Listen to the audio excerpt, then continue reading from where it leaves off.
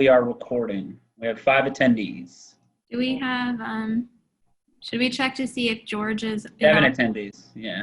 on one of these phones? Oh wow, we have 11 attendees. Okay. Yeah, so we have 2 phone numbers here, so I'm gonna allow Oh, wow. them to, 17 attendees, guys. We're up to 17. It's growing. Wow, okay. Hello, 914-417-7041. Are you, can you identify yourself? George Bailing. Hey, George. Hi, George. Hey. That's my number. All right, so we're gonna add you then, I guess? Yeah. As a panelist. As a panel. Okay.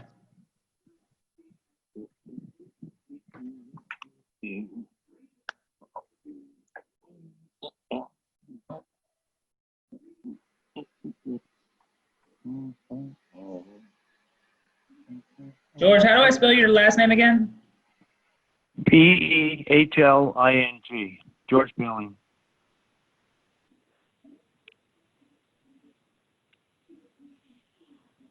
Yeah, change that to a B. Yeah. Sorry, Bailey.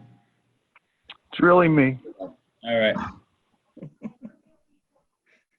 And then I have somebody else here that's a phone. I'm just going to check with them real fast. 914-772-8628. Hi, it's Mark Fry. I'm waiting on the phone link for the webinar to begin, but I think I can. I see your pictures now on the web link, so I'll turn off the phone. Is that right? That is, yeah, if you want to, yeah. You're getting an echo. All right. Okay, so we have quite a few people here now. All right, I think we're ready to go. Okay. 16,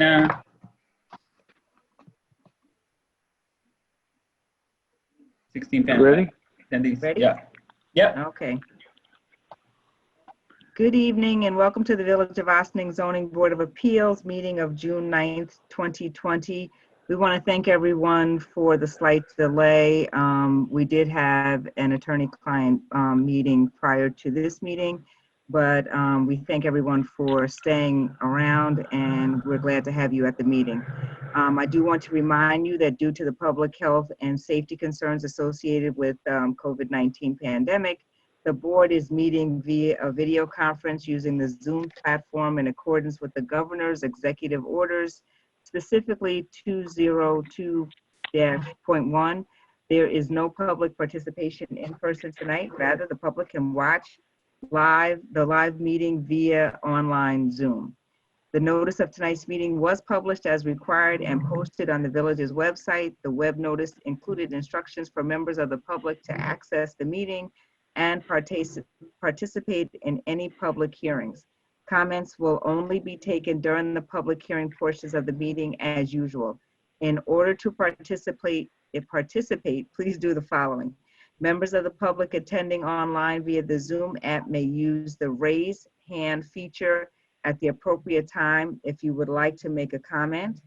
The feature is located at the bottom of your screen. Those attending via telephone can press, I think it's *9.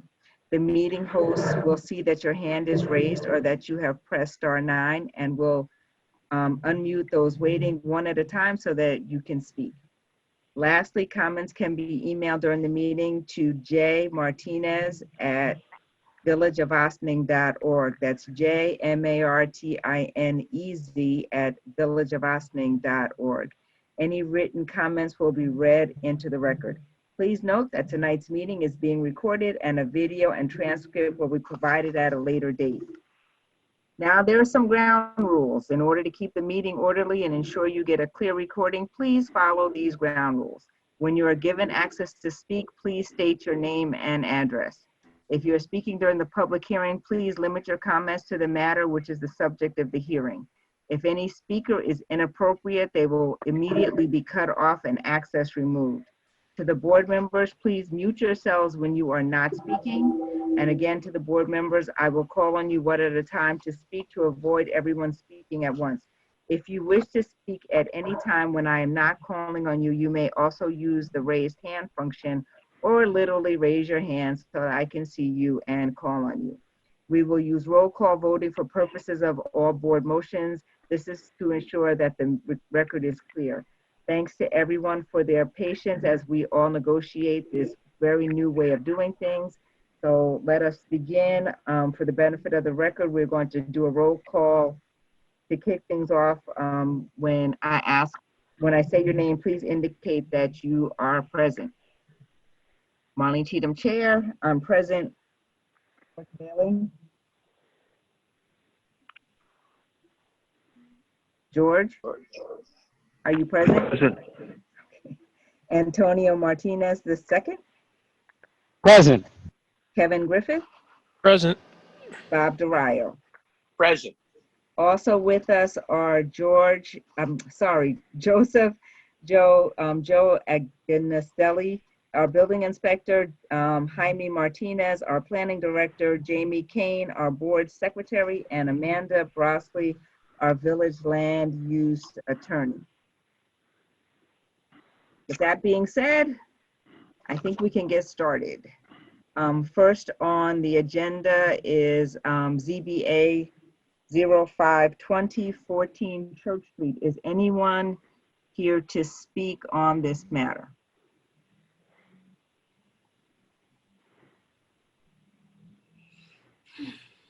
Can somebody remind me who the I working on this? believe it is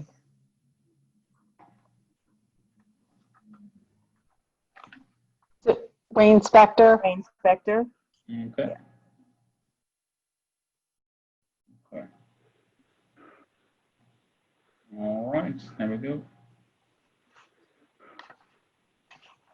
And we have Mark Fry.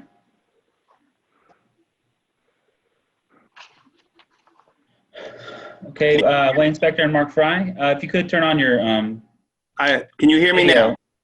Hello? Yes, we can hear you. Are you able to turn on your video by any chance? I thought I did. I have the video off. Let me just see at the bottom of the screen. Start video, is that correct? Yes. Start my video. Allow Zoom, allow. Do you see me now? I see my picture did crop up at the bottom right.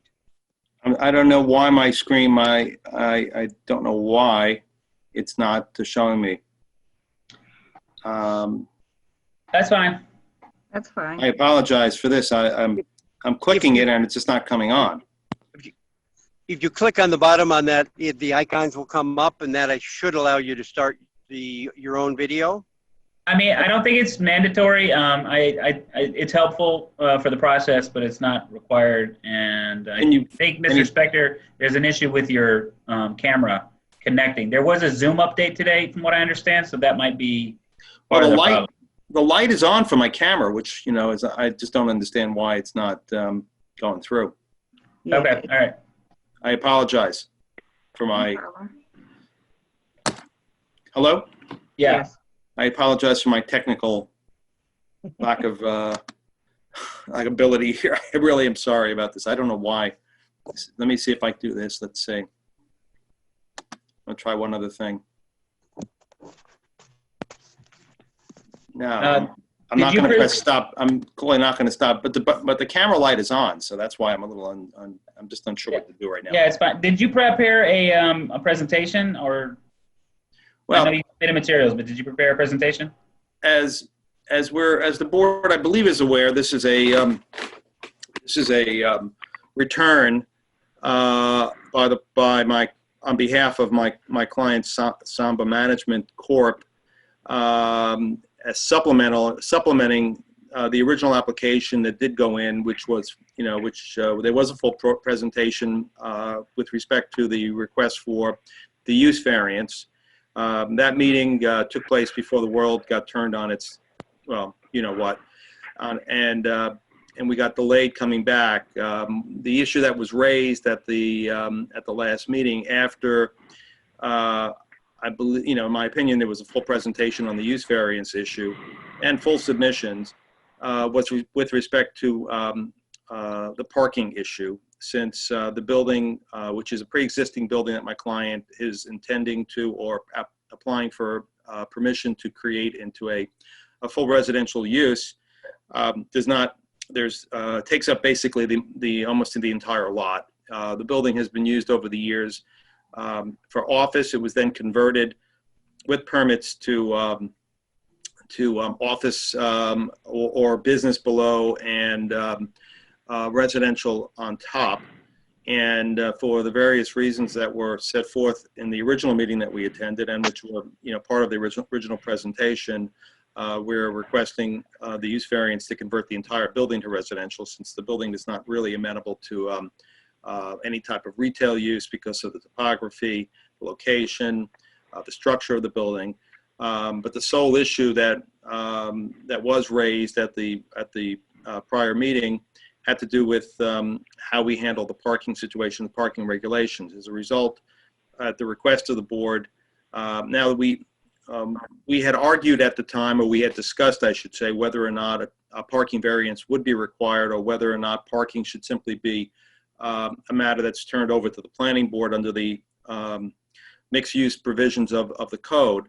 As a result of which, I submitted an application which asked for either an interpretation or a variance. Now, my client has had in place from the village a large number of parking waivers over which had been in place over the years, more so than probably would be required, for parking, in this particular property for residential use.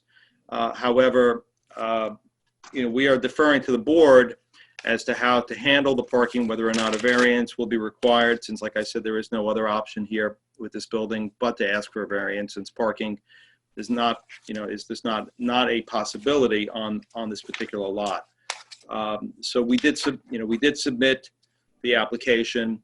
I'd like this board to consider that application in conjunction with the still open application for the use variance. There is really no other option in order to address the requests. Whether or not this building is used for residential and commercial, or whether it's used for full commercial, there is no parking. It doesn't exist on this property. So we are required then to seek the board's input on this and seek the appropriate relief which we've asked for in our application. In addition, we did submit as requested, we had submitted the short form EAF after the last meeting, and then recently Jaime had asked me to also fill in complete a form which had been requested for the coastal management form, which I prepared as best I could. Most of it did not apply here, but I submitted that as well to Mr. Martinez. So I'm here basically again asking that this application move forward. Whether the board decides that this is the parking would be a matter to be decided by the planning board or by this board, but through the issuance of variances, we are amenable to either solution as long as it gets us to the point where we can use the building as requested and redevelop it for the purposes that were requested in the use variance application, which I think were pretty well explained, and I think the justification for the use variance request was pretty well explained in the materials that were submitted and in the presentation that took place several months ago. So that's my initial presentation to this board verbally, without my physical being seen by everybody, unfortunately. I did want to, Marlene, if I could, the board has received a copy of the report from the EAC. It was a little late, so I was wondering if it made sense to read it into the record. So at least you have it right now. So would you be open to that? Pretty short. Good okay, idea. I think that's a good idea. Okay. Okay, so it says dated June 8th, 2020 to the Village Zoning Board of Appeals from the Village Environmental Advisory Council regarding 14 Church Street, 89.19-5-60. The EAC has reviewed the application for 14 Church Street. Although this project is mostly an interior renovation, we respectfully request that the following exterior aspects of the building and property be considered before a variance is granted. Given this project's location and age, we request to know more about the following. And there are 4 points. First point, please ensure that any stormwater collection and treatment practices are current, functioning properly, and regularly maintained by the applicant. Second point, given the parking challenges in the immediate area, we urge the applicant to consider allowing on-site bicycle storage so tenants have easily accessible alternative means of transportation. Third point, to mitigate any problems with garbage disposal in combination with the often high winds in the area, we ask that the applicant ensures that any additional waste receptacles that result from this development are properly covered and stored. And point 4, several of the trees and shrubs in the adjacent nature strip are dead or dying. It is not clear whether the applicant is responsible for the landscaping, however. If that is the case, we ask that the sickly plants be replaced with healthy native plants to better support environmental quality for residents and visitors of the Central Business District. Sincerely, Erica Bosch, Chair, Village of Austin Environmental Advisory Council. That's it. As far as I'm not certain about the availability of storage space for bicycles in the building. If there is an area which could be utilized for bicycles, I'm sure my client would be more than happy to designate that for that purpose. Again, this building is pre-existing, and the spaces are essentially converted from the existing divided spaces into what will be the new apartments. I do not believe that there is any landscaping strip that's part of this lot, because if you look at the survey and you look, it appears that this building pretty much goes up to the property line. So I do not believe that there is anything. As far as garbage disposal goes, again, I would assume that would be a matter that might be taken up by either the ARB or the planning board if this matter has to appear before them. But certainly my client is willing to work with the village building department and inspectors to determine the best location for garbage, disposal, whatever the garbage facilities are, and make sure that it's done in a proper manner. I'm sure that won't be an issue. So I want to thank the EAC for their input, and I appreciate that as well. What about the stormwater? Again, the stormwater is as it has existed over the years. I assume that that I don't know. Is Mr. Kurth available here? I can't see if he's there online or not. I believe he is here. Yeah. So maybe he can answer how that's being handled. But I can't imagine that. We have an Angelo Tradito. Who is the owner? He's the owner or the principal of the applicant. Okay, I've promoted Peter Kurth and Angelo, both And the I can panelists. also answer that question if you like, Mr. Hernandez. Mr. Martinez, I'm sorry. Mr. Fry, again, this is a pre-existing building. It's been in existence for, I would assume, a good 50 years or more in its current location. So whatever stormwater facilities, I mean, there's certainly no increase in stormwater being generated on this property from the application. The building is not being changed externally at all. So there's no additional stormwater. There's no additional impervious surface being added to this property. It is as it has existed over the years, and as it obviously could have continued to exist if it was a mixed-use commercial residential building. So again, I'm not sure what additional steps could be taken here, and if either Mr. Fry or Mr. Kurth can have anything to add on that end, I would appreciate it. Yeah, if I may, Peter Kurth, architect. Again, as far as the change of use, whatever existing stormwater situations would be ongoing. I'm sure my client would be willing to verify that and work that out with the building inspector. We did not know that would be a requirement of the use variance, but certainly, while I think the storm drainage will be the same, we would certainly look into it to verify that.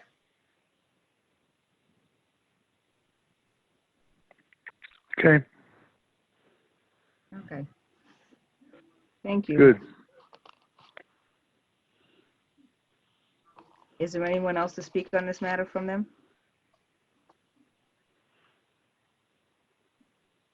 Oh, am I muted? I am available, it's Mark Fry, I'm available for questions, but I think Mr. Spector has covered it very well, along with Mr. Curtis. Okay. I would ask if everybody who's not speaking, please do be sure to mute yourself.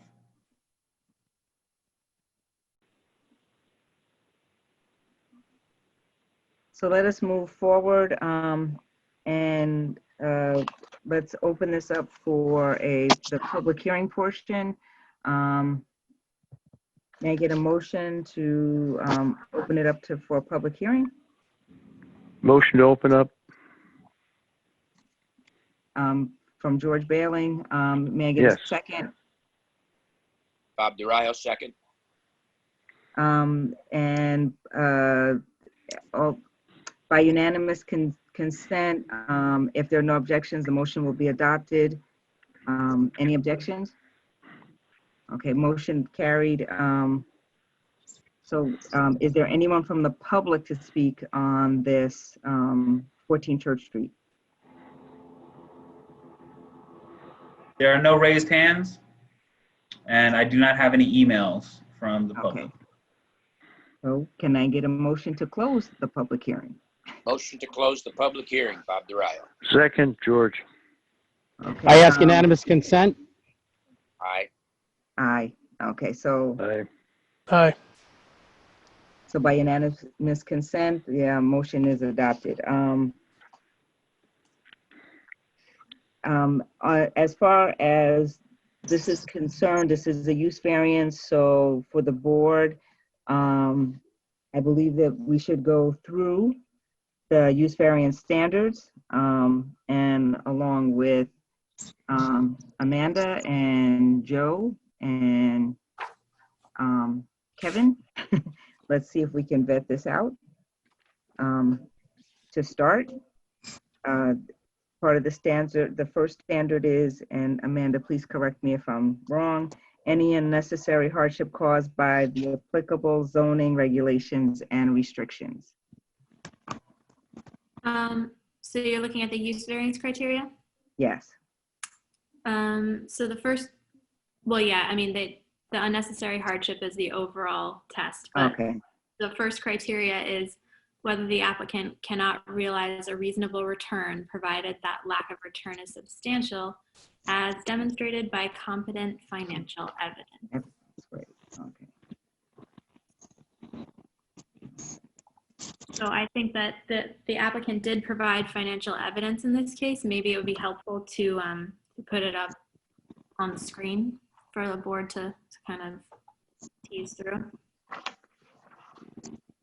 Yeah, so I can share my screen. I am going to ask the applicant if you could tell me which part of this application, like which general section of it, because it's like 108 pages, and I just don't want to grab the wrong piece. Okay. Yeah, this is Mark Fry.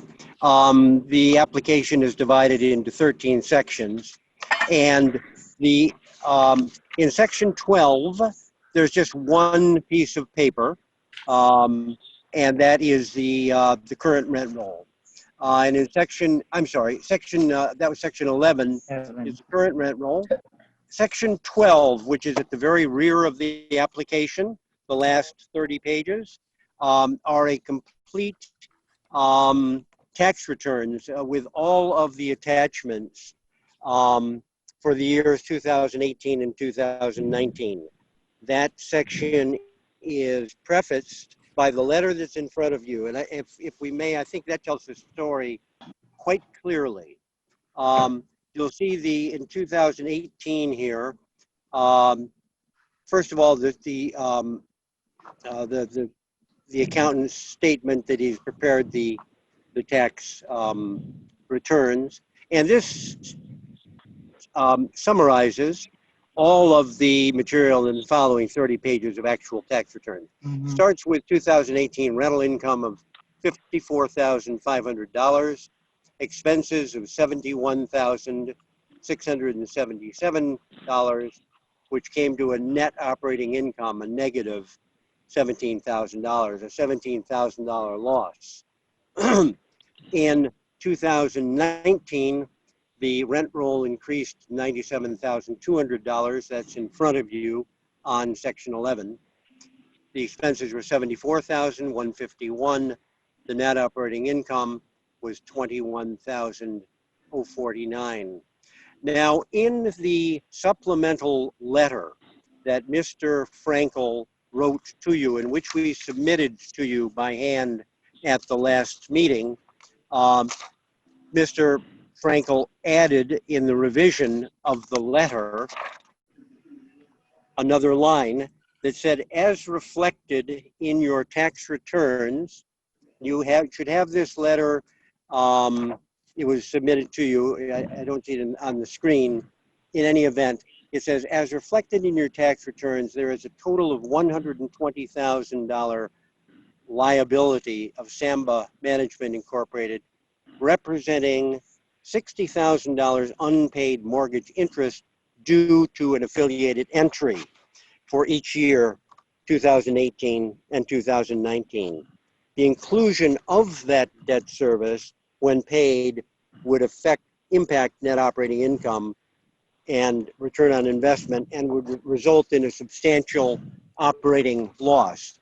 So for the record, I tabulated exactly that loss, working from the figures that are in front of you, not on this one, but on the cover letter, although all of the figures are also in the Form 8825 that you're scrolling through there.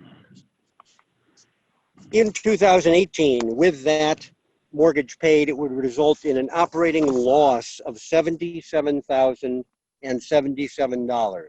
That is a net operating loss for 2018, $77,077. With that debt service paid for 2019, that would increase the loss to turn up to $36,951. That's $36,951. So in layman's language, it has been a bloodbath. When Mr. Trudito took over this building, there were 2 tenants. There are 8 offices, 6 of them were empty. 2 of them were occupied, and then one of the 2 occupied offices, that was Dr. Russell Ippolito, who's very well known in the community, unfortunately passed away, which left Mr. Trudito with 1 tenant with 8 spaces. As you see so for 18 months, very little income. After the upstairs was rehabbed into apartments, that came online. It reduced the operating loss. That's the figures you have in front of you. But it is still a very substantial operating loss. And if you favor us with the approval and the other 4 empty spaces downstairs that are converted into apartments, then there will be a very mild negative. But if you do not approve this, it will be a fairly straight line to bankruptcy. So there's a very severe economic hardship.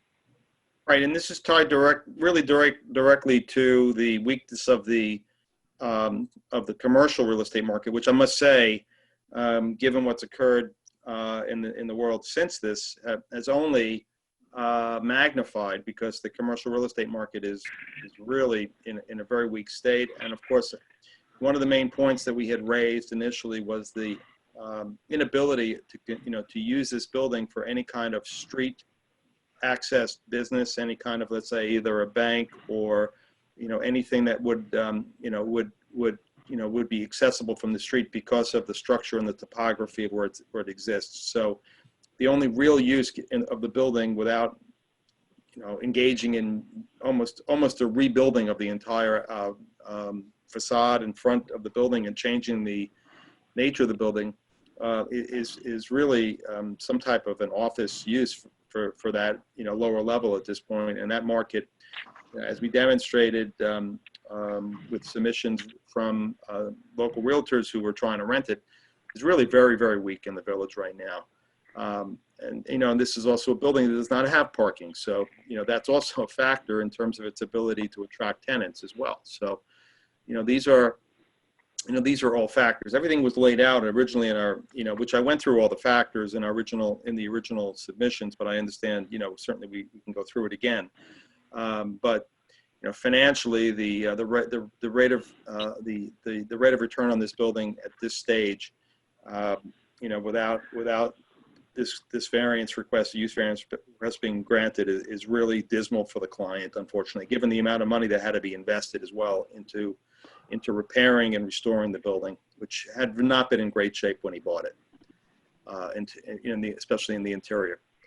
So we have submitted significant information on the financial side of this to show the financial hardship, and also, again, we also showed in I believe in our submissions the unusual nature that this building, that what we're asking for this building is specific to this building because of the structure, because of the difficulties in converting it for more appropriate commercial use, especially on the ground level. This is not district wide. This is really truly specific to this building, which is, I believe, one of the key elements that we needed to show as well, which I believe we did. And let me add at that point, we are going to be required to show that the alleged hardship is unique and does not apply to a substantial portion of the district or neighborhood. So I drove around the VC district. There are 163 properties in the VC1 district. And this is the only building of those 163 buildings that has this truly unique design that does not have an entry at either the ground floor or an upper floor. I would also like to add that one of the principal uses of the VC district is residential. Now, usually it's commercial below, residential above, but there's a very strong market in the village of Ossining, in which I live, for residential units, and they're seen as a tremendous benefit. Looking broader brush at the Westchester real estate off commercial market, it's gone from 32 million square feet to 27 million. About 5 million square feet have already been converted from the unwanted office space into residential space, and that will give the village of Ossining a boost as the tenants of this building, just like all of the tenants downstairs, they shop at the local stores, they eat in the local restaurants, they go around the corner for a pizza. So it's a beneficial use, the residential use. It's a primary use in that entire VC district.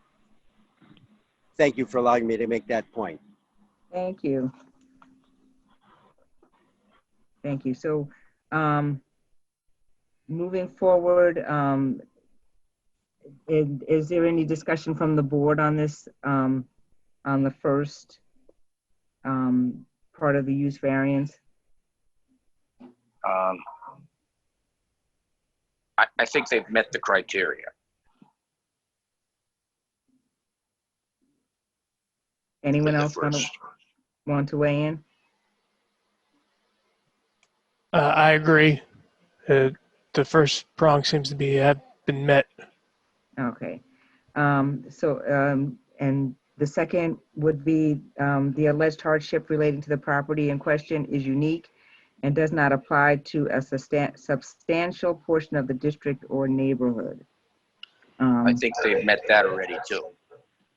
Understanding the layout of the building and the uniqueness of the vestibule and the entrance,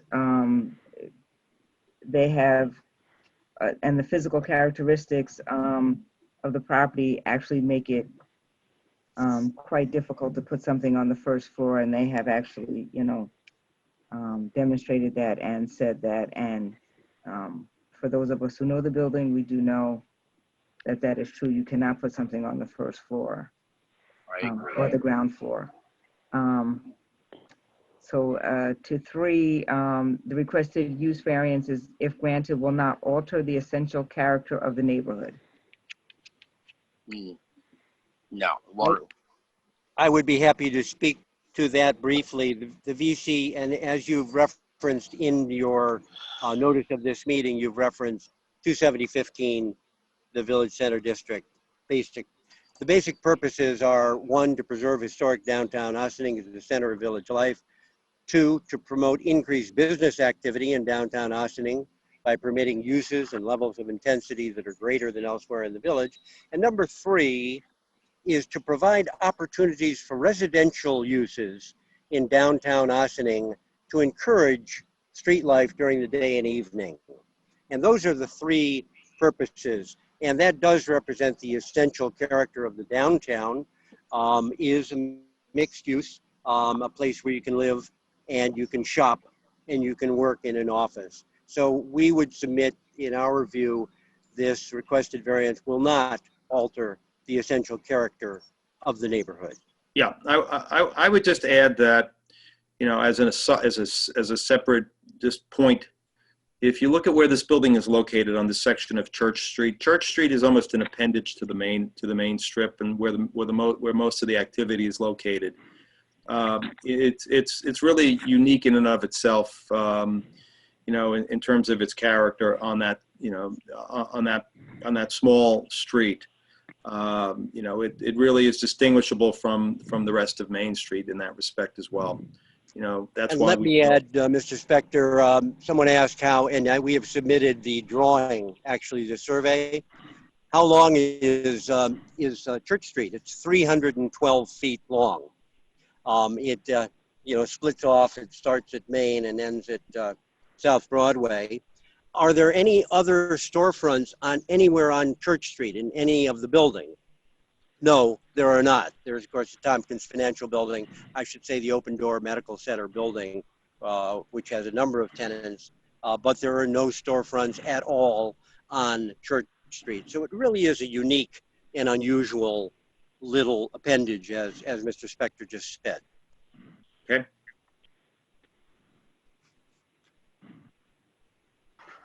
Marlene? Any comments from the board? Yeah, Marlene, I think they've met the criteria. What they do on the inside is not going to affect the character of the neighborhood at all, in my opinion. Anyone else would like to speak? Thank you, Mr. DeVario.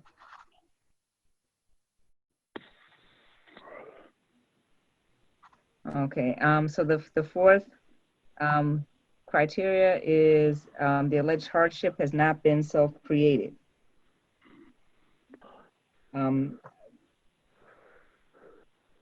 I don't see, where this variance has been something that the property owners have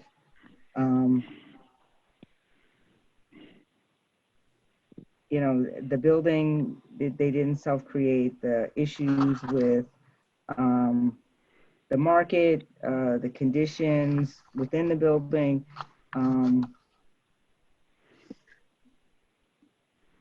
So I don't see where this is self-created. I would be happy to add very briefly to that, Madam Chair. Mr.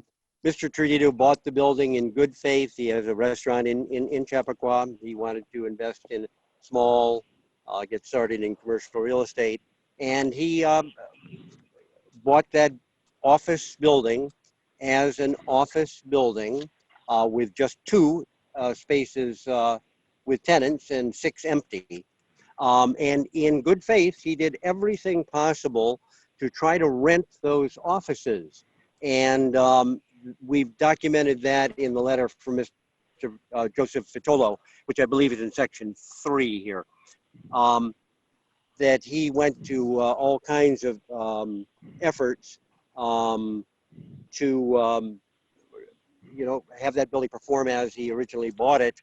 The crash in the commercial office real estate market in the county of Westchester and in the village of Ossining is something that's been, it's been simmering for a long time, but it's come on so hard now. You'll see more and more and more as you drive around Ossining, office space for rent on B office space on second, and it just is not renting. And I think you're probably all well familiar with that. So we would again assert on the behalf of Mr. Tradito that we do not believe that this alleged hardship was self-created. Okay. Amanda and Joe, do you have anything to input? I just wanted to say that before you take a vote on the use variance itself, you have to make a secret determination.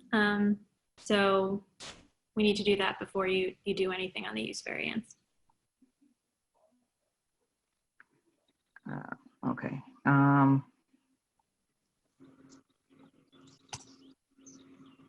So we need to do that first? Yes.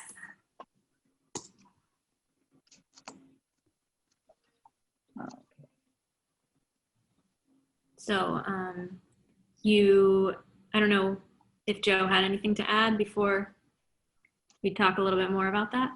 Right. No, as for the use variance, I think it's pretty straightforward. If they've met all the criteria, then it's just a matter of the board to decide if they feel they met the right criteria to approve the use variance. I have no other additional things. Okay. Yeah, so on the SECRA issue, I know that they've provided an EAF, and maybe. So, go ahead. So should, I was going to say, should we grant the use variance with including in it the EA, that they meet all the criteria as outlined from the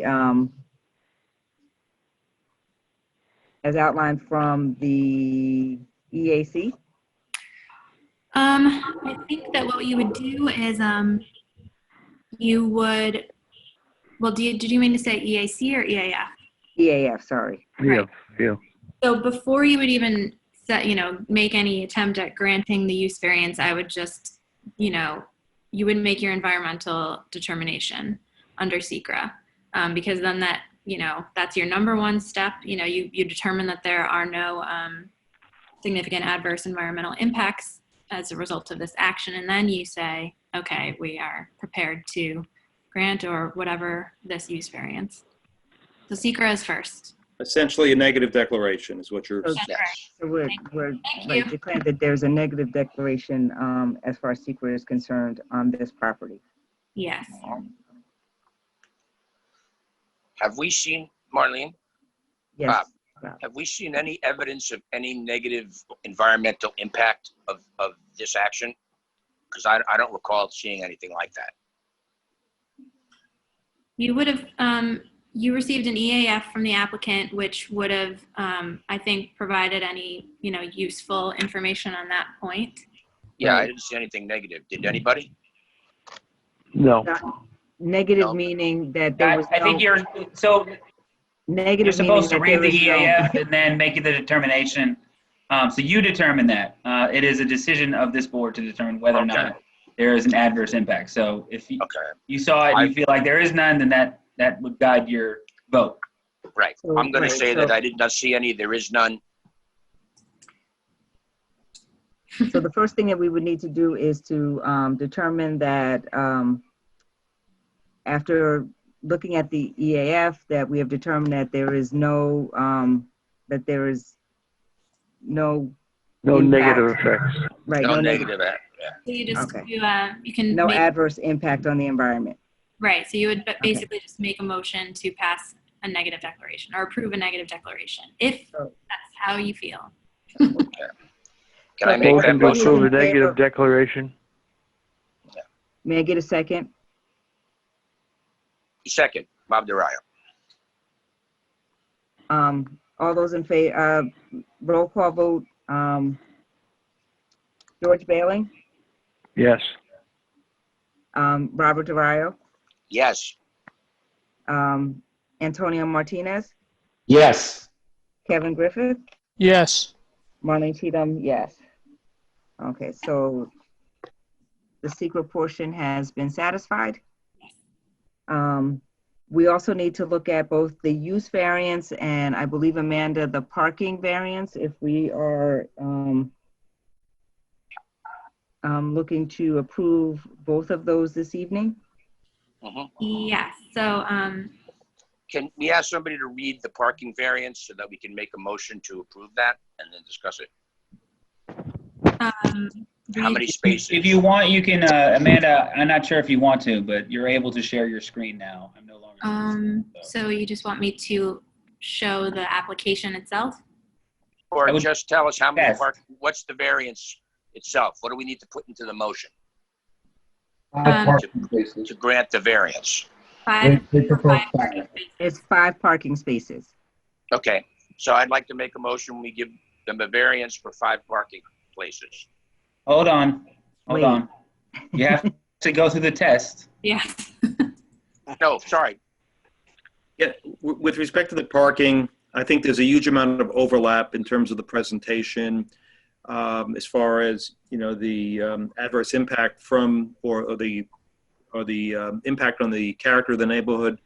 You know, on behalf of the applicant, I would just ask this board to recognize the reality here, which is the fact that this, you know, this building is a pre-existing building, and it's always had, you know, it's always been granted parking waivers because of the lack of parking on this building. And frankly, you know, the upstairs apartments were granted with, you know, and approved without a parking variance. And we're not, you know, we're not reviewing that, but this is just an extension basically of the recognition that this is the only option for the use of the property moving forward. And, you know, the same environmental discussions would apply, the same hardship arguments or statements would apply, in that without granting this, there would be an unreasonable hardship in that, you know, the property could not otherwise be utilized under the circumstances. So, you know, like I said, I would ask the board to consider the application for the parking variance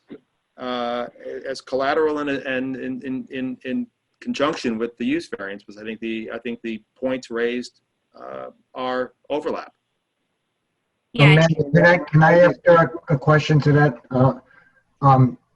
So understanding that parking waivers were granted previously because all the other previous times that there were any different changes in use or apartments or anything added in the building, where, as we said, those were all conditional or permitted uses. In this case, we made the indication that apartments on the first floor were not permitted uses. So I guess my question is the applicant asking to remove the interpretation and just ask the board for the variance, or are we going? I would, if before you go too far into that, Joe, I think you have the parking variance request in front of you. I would recommend that this board consider the parking variance request, and at that time ask the applicant whether or not they would like to then remove the interpretation.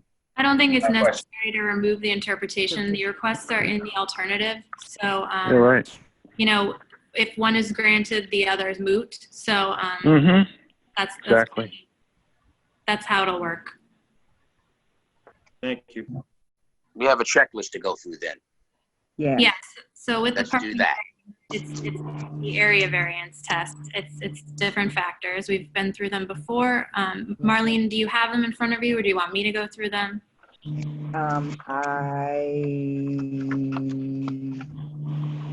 Let her go through them. You may go through them. I think I Okay. have them in front of me though. So I actually, just to Wayne's point, he did in his parking variance application provide a lot of the same information that he did for the use variance. So just think about that as we're going through these factors.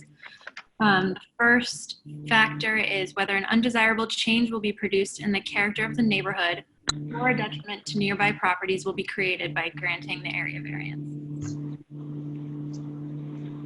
Okay. Yeah, I don't think so, says Bob. I think it's fine. I mean, yeah, you already kind of considered this when you talked about Right. no essential change Right. no change to the essential character of the neighborhood, and you determined that there is no off-street parking. You know, that, yes. So in this case, though, you'd have to consider whether, you know, additional cars in the neighborhood Would make a difference, but if they're going to be using them, if the thinking is they would be using the municipal lots for parking or would be able to find parking,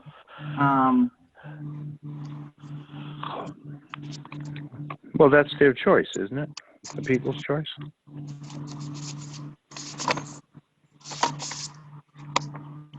well, it's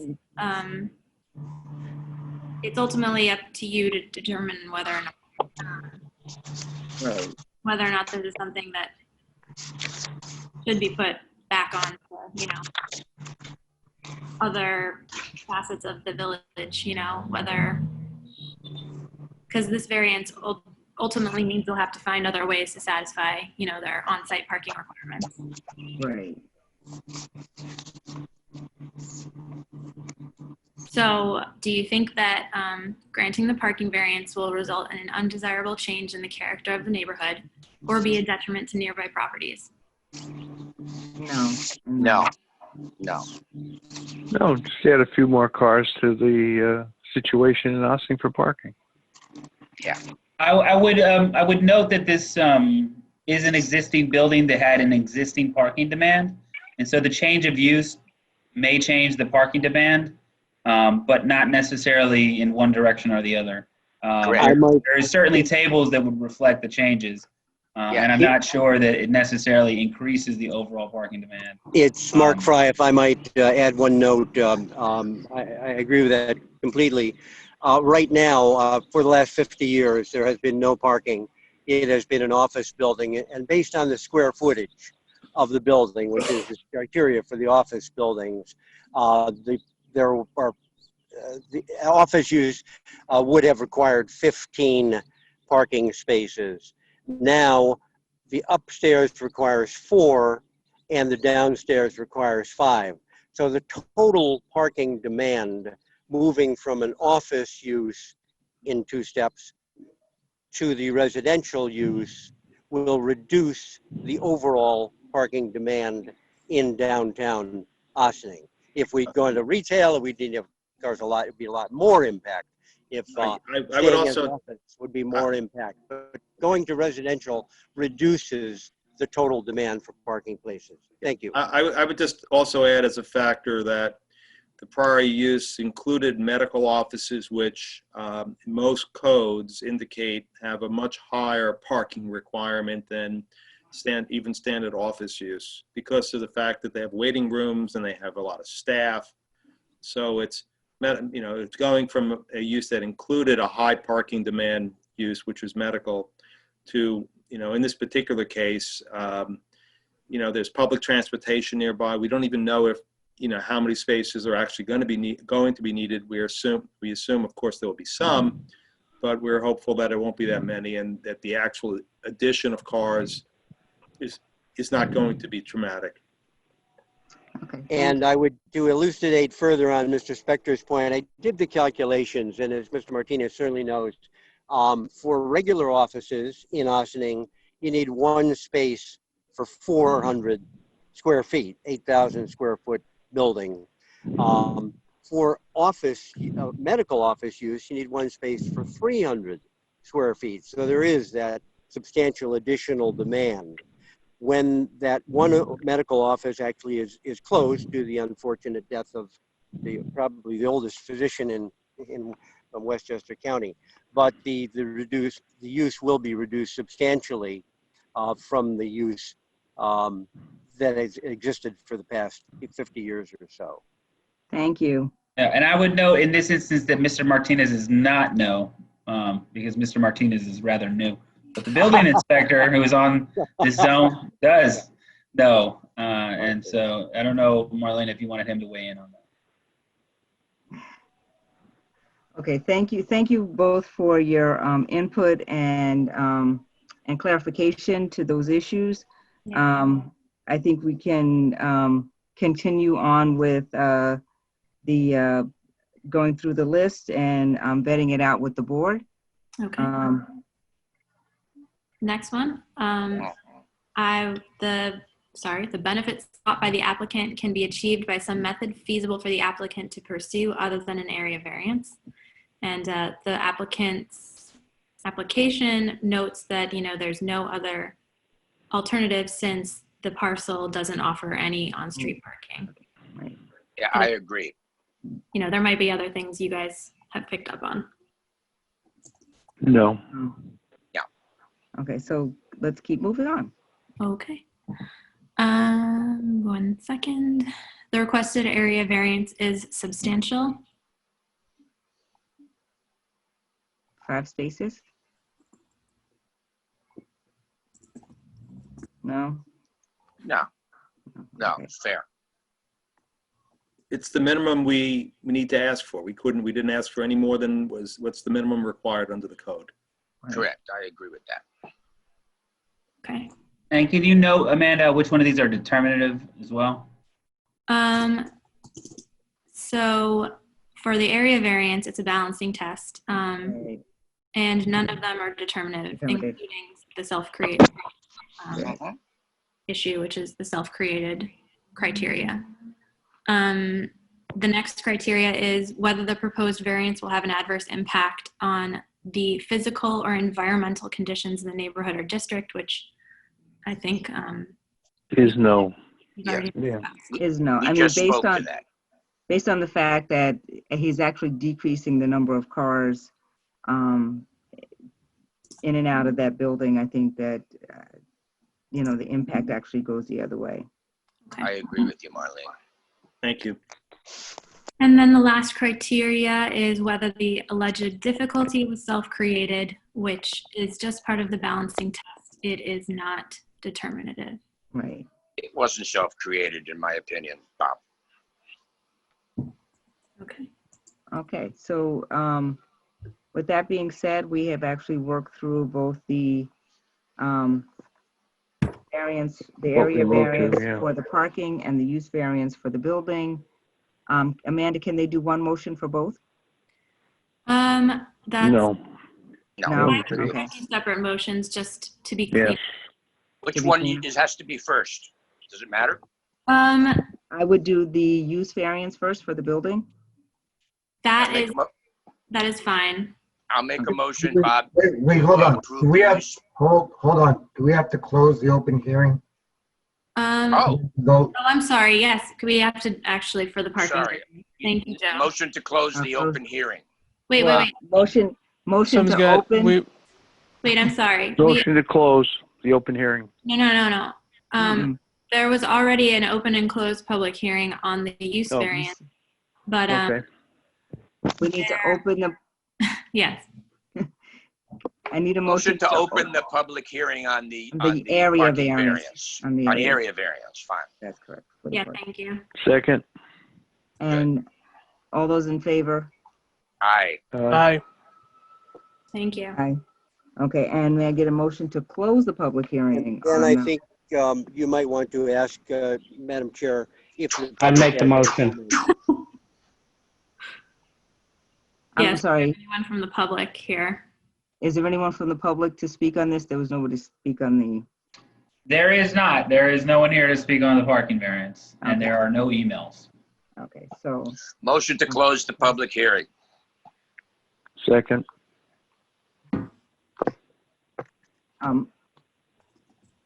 all those in favor? Aye. Aye. Aye. Thank you, Joe, for the reminder. Thank you, Joe. So as we move forward, may I get a motion to either approve or deny the use variance for 14 Church Street, ZBA number 5-20? Motion to approve the use variance. Bob, Second. Mr. Bailing, second. Amanda, can we go through the motion? Roll call. Roll call? Do you want me to do it? Yes. Yeah. Marlene Cheatham, Aye. George Bailing, Aye. Antonio Martinez, Aye. Kevin Griffith, Aye. Bob Durayo. Aye. Okay, that was unanimous. Yes. Secondly, may we get an area variance for the parking, again for ZBA 5-20, 14 Church Street? So moved. Motion to That approve, that is? Yes. Okay. Second. Sorry, who, Bob, I think you I made the moved. motion. We need a second. Okay. So I'll Bob second Durayo, it. Second. Thank you. and I think it was seconded, but was that Kevin first? I believe so. I think it was Kevin Griffith first, who seconded it. And Again, I'll do the roll call. yes. Okay, Marlene Cheatham, Aye. George Bailing, Aye. Antonio Martinez,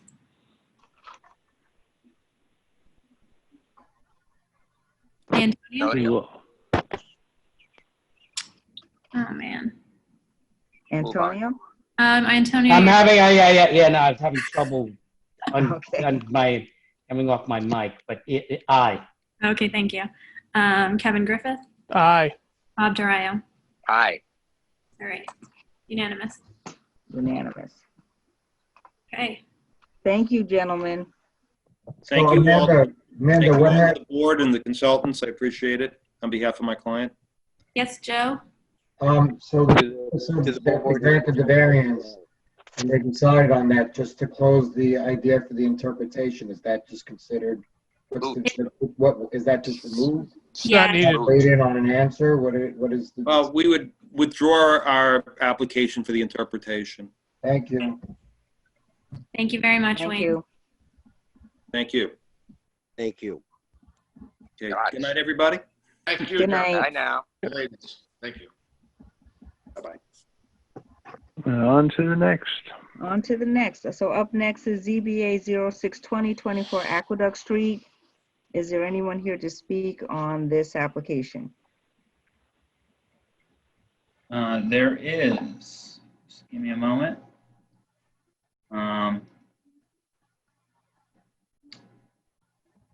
We have Mr. Henry Fajardo, and then I don't see Susan Riordan here. Mr. Fajardo, is Susan Riordan here? I'm going to send her a quick text.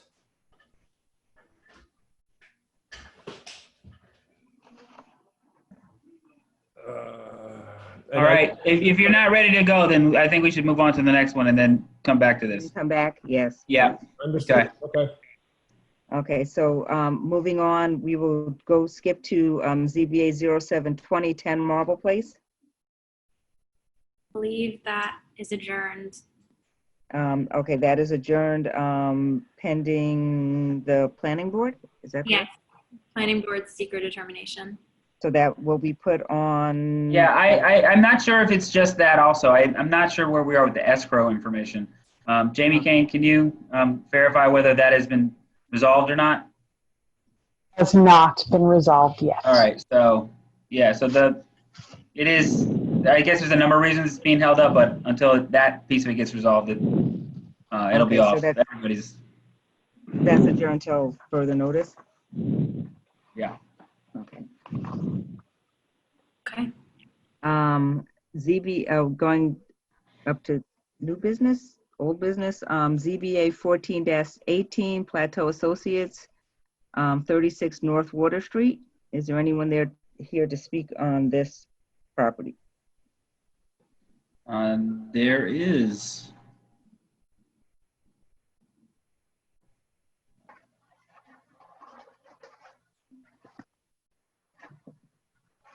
We have Paul Stone here. Paul, do you have anybody else here with you?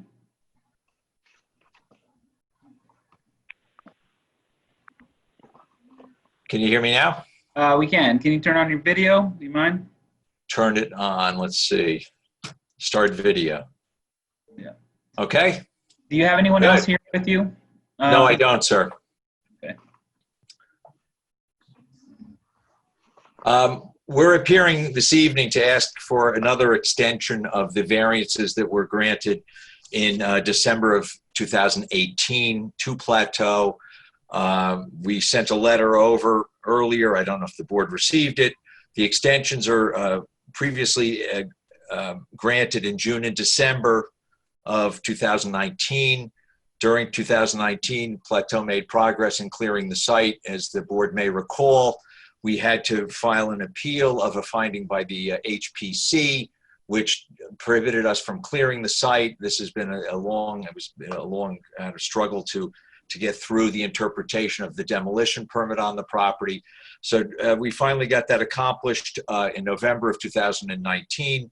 And then moving into this year, we've had problems with the COVID, obviously. So we have made progress. There was a question about whether we had filed with the Army Corps of Engineers, and we sent over today a copy of the application that had been submitted by Plateau's engineers in December of 2019 that has not yet been acted on by the Army Corps, but we don't expect a problem with that because the disturbance is only 1/10 of 1 acre. So our engineer believes that it should be approved in due course and certainly before the issuance of a building permit. The other issue that had been progress was requested when the variances were granted was as to the access. We do have signed agreements with Conga and with Castle Plumbing. I believe that's Hanrahan Golio Associates. We have 2 written agreements with them to improve the access road. It'll be an improvement for the whole area. Those are signed. The one with Conga is not yet recorded because we're waiting for Conga to decide how they want to develop their site, whether the road will run through the middle of their parcel or more closely to the train tracks. During the past year, during the past 6 months, it's been very difficult for us to find funding to partner with anyone. So that has been a setback. Plateau remains committed to completing the project and is respectfully requesting a 6-month extension through to December of 2020. I'd be happy to answer any questions if any board members have questions. I have a few. Starting with, I know that you said there was an application into the Army Corps of Engineers. Do you know if that a copy of that application was given to the building department? Gee, we sent it over this afternoon to Mr. Kahan, Mr. Martinez, and I believe Ms. Kane. I'd be happy to furnish one to Mr. Agnostelli if he needs it also. I have. I'm actually trying to pull it up right now. Okay, and so additionally, you did say that there was documentation for 2 of the businesses on Water Street for the road improvement. Yes, Ms. Cheatham. Okay. Okay, but I'm not sure if you have anything from the MTA yet. Well, the MTA, I believe, has very limited jurisdiction, or they I think are, from the way I understand the engineering, is that as if and when the road is going to be relocated to the west, adequate precautions will be needed to assure that there's no interference with their operations. But Conga, which owns the property, which is the Santucci property, they've not made an election as to whether or not to move the road to the west. I think everyone believes that's the preferable routing for it, but that decision has not been made yet, to my understanding. Okay. I do have the material here that was submitted. I could share my screen if the board is interested. I know that we were going to send this around to the board. I do want to note that I believe that Stuart Kahan did reach out to the Army Corps of Engineers and asked about whether or not a submission had been made. He did receive word back in an email from the Army Corps of Engineers that there was no submission. However, I do have what is being listed as a submission. And so I did note to Mr. Stone yesterday in a phone call with myself and with Amanda that that there was a discrepancy between their assertion that they had submitted something and the Army Corps response. So I don't know if he had time to contact them to find out what the issue was there. I know the entities were different, so they reached out to Mr. Peter Steinauer, and the person that was contacted was another individual.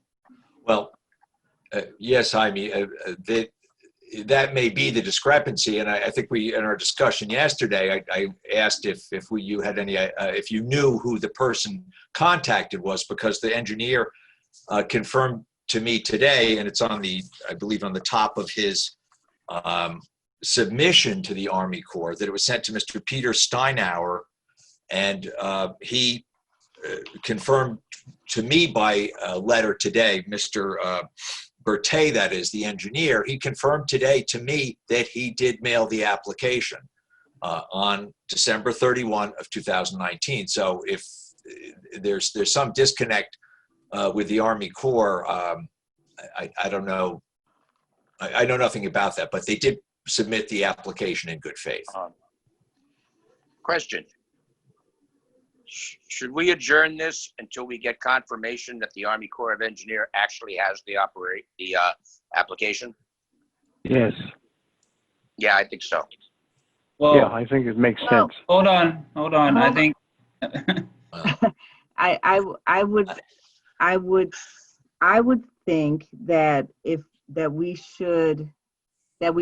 we granted their, because this is just an extension of something that was previously granted. So giving them 6 months to give us the correct, like to make sure everything on file has been submitted and that it comes, before they come back to us for another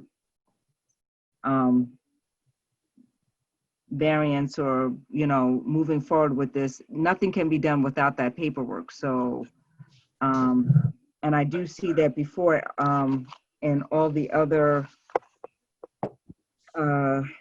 variants, all the other extensions granted, that was part of the extension that was granted. So, I mean, I would respectfully request that path be followed.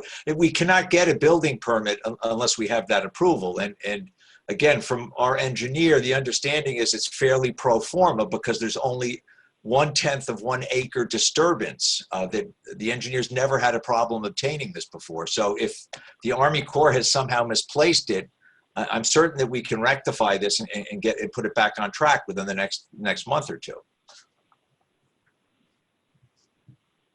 Yeah, I think that for purposes of granting an extension, really, I understand why you want to get that confirmation, but the applicant, Mr. Stone has indicated that the applicant submitted that Army Corps application in good faith. I mean, I think that's pretty good, a good showing at this point. If they aren't able to provide you with that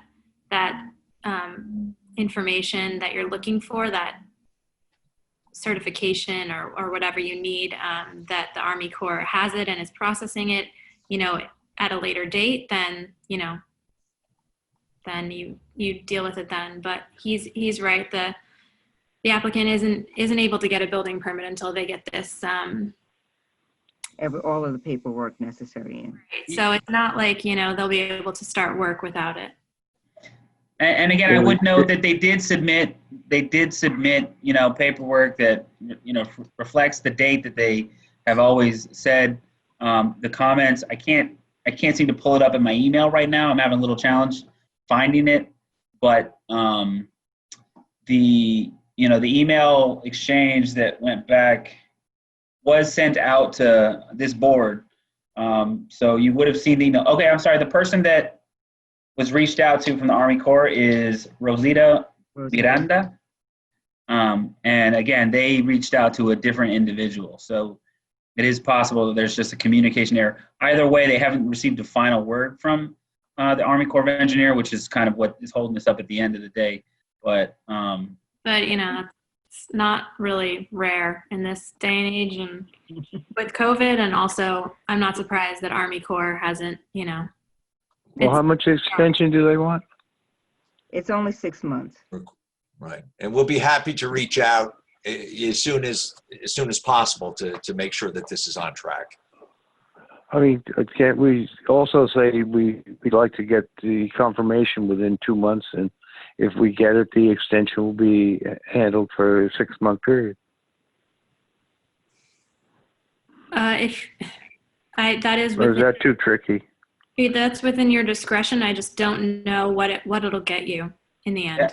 Yeah, I think that, you know, one of the things you want to consider about this is that regardless of the surrounding circumstances about it, decision was made, and just, you know, consider how worthwhile it is for this board to consider it today and then consider it again in 2 months if the facts haven't changed on the ground specific to the project. So if you're sort of holding the applicant's feet to the fire to get that information, consider that if they don't get it in, they can't get a building permit and they can't do anything with the project.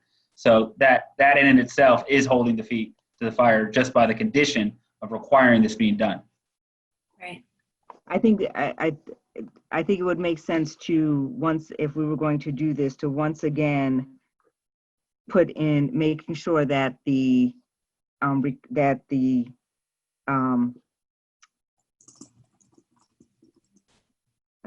okay, my brain just went blue.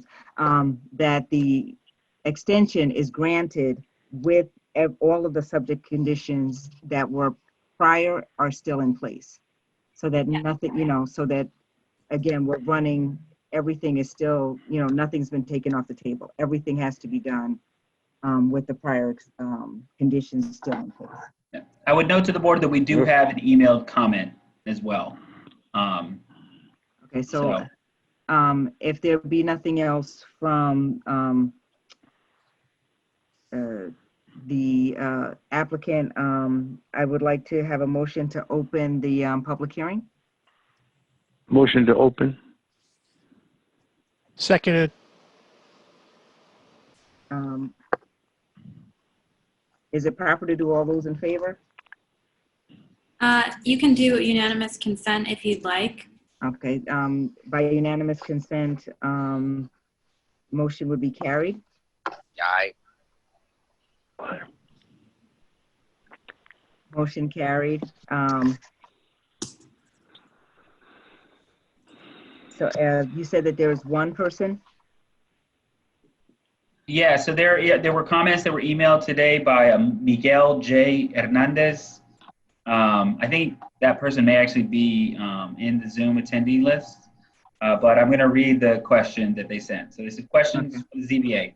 1, may the ZBA request from a Plateau Associates LLC certified copies of any applications, permits, and other related documents from the U.S. Army Corps of Engineers and Metro North Commuter Railroad MTA that prove that said developer is in compliance with the terms and conditions agreed upon for an extension of 6 months' time of variances granted by the ZBA on 2 previous occasions. Question number 2 is, does the ZBA consider any assertions made by a developer at a public hearing before it to be the truth, the whole truth, and nothing but the truth?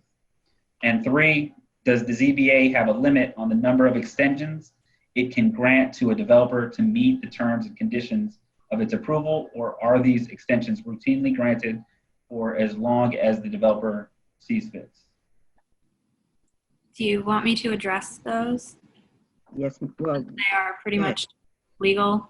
Yes, they're all legal issues. I mean, the first one's sort of fact related. I mean, on the first comment question, I suppose it's something you can ask the applicant to do.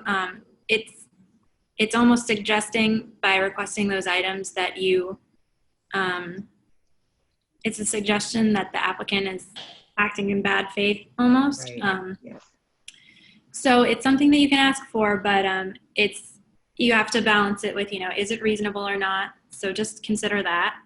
That the applicant has provided evidence, you know, in the form of correspondence between the engineer and correspondence, I'm sorry, to the Army Corps of Engineers indicating that paperwork was filed. So consider that that's been provided. On the second issue of... I understand one thing to the, I'm sorry to interrupt. The MTA requirement, again, is really dependent upon the routing of the road and specific construction plans. It's almost putting the cart before the horse to say that we need to get MTA approval about a construction plan that's yet to be formulated. So it is, I think, kind of begging the issue also. I'm sorry to interrupt. No, that's all right, Mr. Stone. Like Jaime, I'm new as of a few months ago, so you know the project far better than I do, and you know all the sequencing that's involved. So I appreciate the clarification on that. And then on the second issue, which is, you know, whether people are under oath before the zoning board, this is, I would say no. This is not a courtroom.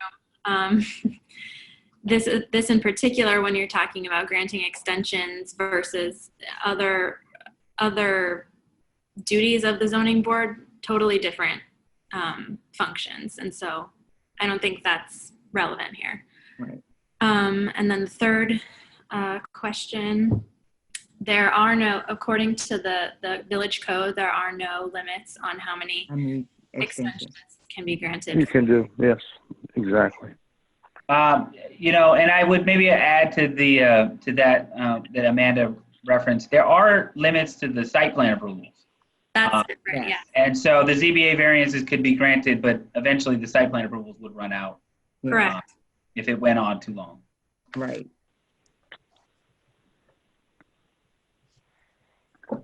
Okay, is there anyone else waiting? Are there any other email or Comments? Yeah. comments? Well, if just for the sake of, you know, I don't know, Miguel is present. I know he's not raising his hand. I don't know.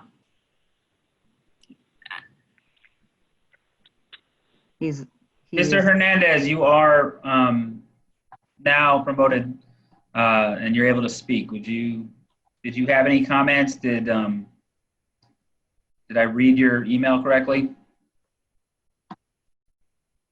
Are you there? You're muted. Oh. Joe, you okay? 5, 4. I thank the board for the opportunity to submit questions. As you all know, this has gone on for a very long time. I am directly impacted by this project. I don't know. I believe that the permit process is quite complicated, and the applicant has had more than enough time since last summer to submit this application and to get the process moving, but for whatever reason, he has not. I don't know if he has made any additional progress on this, but I was told by a contact at the that they did not have at the Army Corps of Engineers, that they did not have an application. In any case, an application also requires is a long process and requires a series of public hearings conducted by the Army Corps of Engineers, and to date they have not scheduled any meetings, any public hearings, or any other activities to move this project forward. So I'm just concerned that this project is going on and on and on, and multiple extensions are going on, and still nothing has happened. So that's basically my comment. Thank you very much. Thank you, Mr. Hernandez. Is there anyone else to speak on this issue?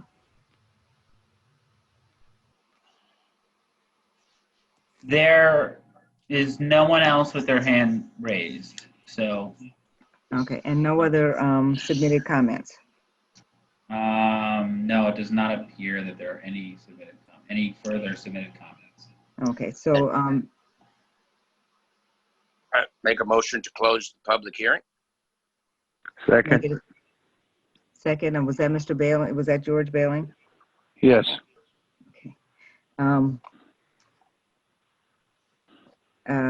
If there's no objection, the motion can be adopted by unanimous consent. Aye. Aye. The motion is to close the public hearing has been adopted. Now, in regards to granting the application for extension of their this particular property, is there any discussion from the board?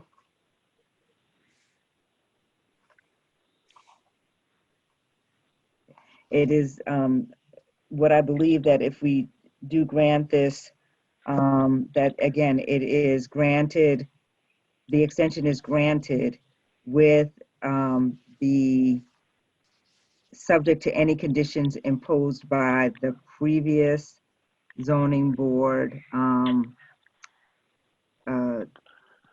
extensions.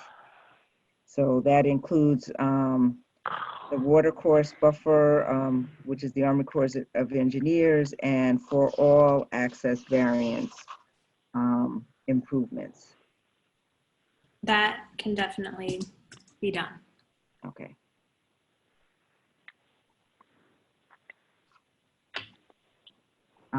Make a motion to approve. Thank you, George. May I get a Seconded. second? This would need a roll call vote. Amanda? Sure. Marlene Cheatham, Aye. George Bailing, Aye. Antonio Martinez, Aye. Kevin Griffith, Aye. Bob Durayo. Abstain courteously. Okay, so that is 4-1. Can I just a point of clarification, Amanda? Are there any rules regarding abstentions? And what sense? What do you mean? Just like, do you have to provide a rationale for abstaining? Can you abstain without reason? I believe that you don't need to say why you're abstaining.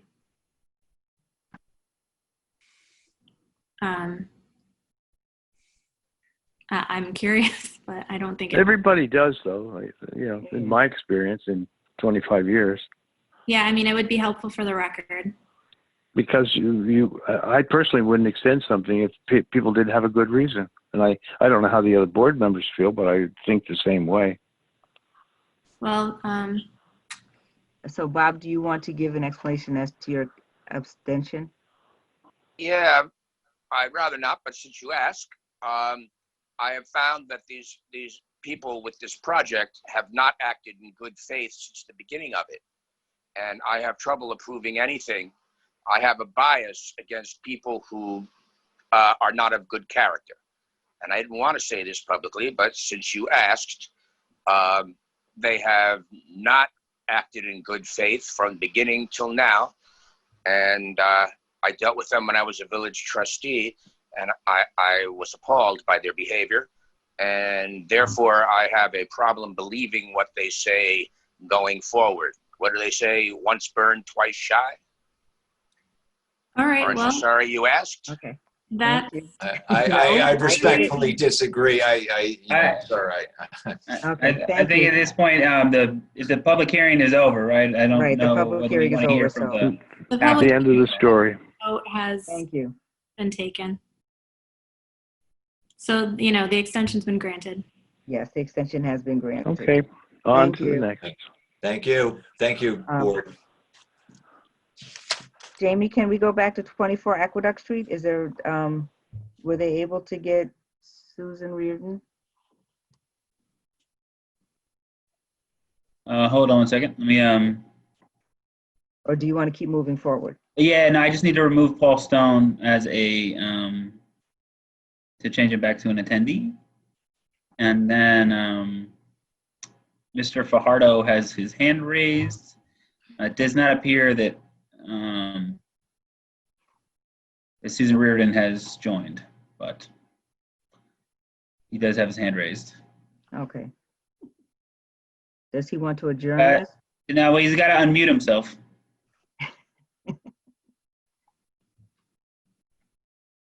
Mr. Fajardo, you have to unmute yourself.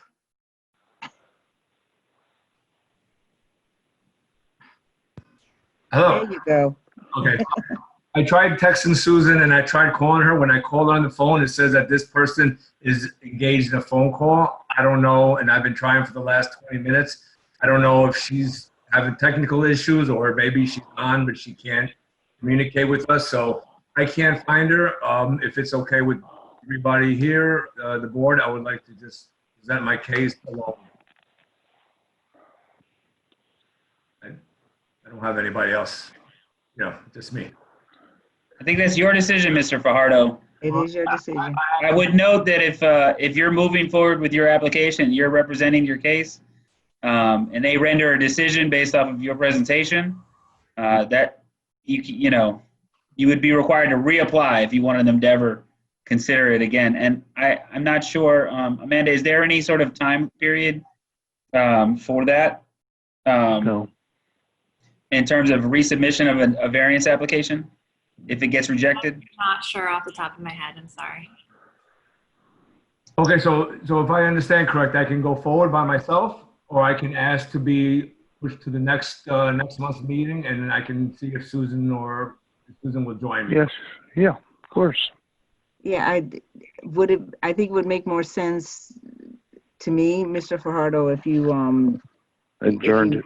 adjourned it to the July meeting. Yeah. That's July 14th, correct? I think. I believe it is. No, it has. Yes. Yes. Isn't it 14? Yes. Yeah. It would be the 14th. 14. Yes. Okay, then I agree, or I request for an adjournment for next month's meeting. Good. Good choice. Would you like to take a vote on that? Can I have a motion to adjourn ZBA 0620 24 Aqueduct Street to the July meeting? Motion to adjourn. Bob Durayo and George. George Bailing. By unanimous consent, if there's no objection, the motion will be adopted. I think maybe Roll call, right? Roll call? Roll call it, just Okay. if they're okay with that. Nope, fine. Okay. Marlene Cheatham, Aye. George Bailing, Aye. Antonio Martinez, Aye. Kevin Griffith, Aye. and Bob Durayo. Aye. Okay, thank you. Thank you, Mr. Fajardo. We'll see you next month. Hopefully we'll see each other in person next month. Thank you, everybody. I appreciate it. Thank you. Okay. Hopefully, yeah. Okay, so moving right along, we're up to ZBA 0119, Osning Land LLC, 34 State Street. Is there someone here to speak on this property?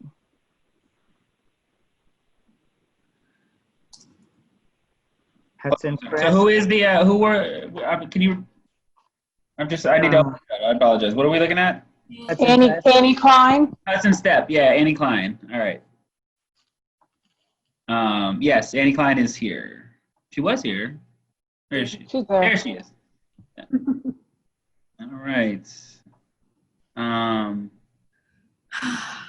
Hi, Annie Klein. Do you have anyone else here from your group? Yes. Hi, everyone. So Barnett Lieberman and Stefan Malter are also, I believe, watching the meeting and available. Barnett has been Oh, there he is. who else did you mention? I apologize. Stefan Malter. They're not here. Okay. Wait.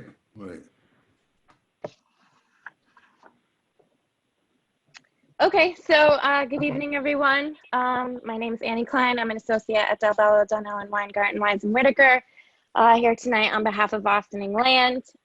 We were last before you in December for the first extension of 6 variances at the property located at 34 State Street, 21 James Street, and 27 Hunter Street. It's for the development of 189 units and the rehabilitation of the Smith Robinson House. So since December, the applicant has demolished the old Printex building at the property.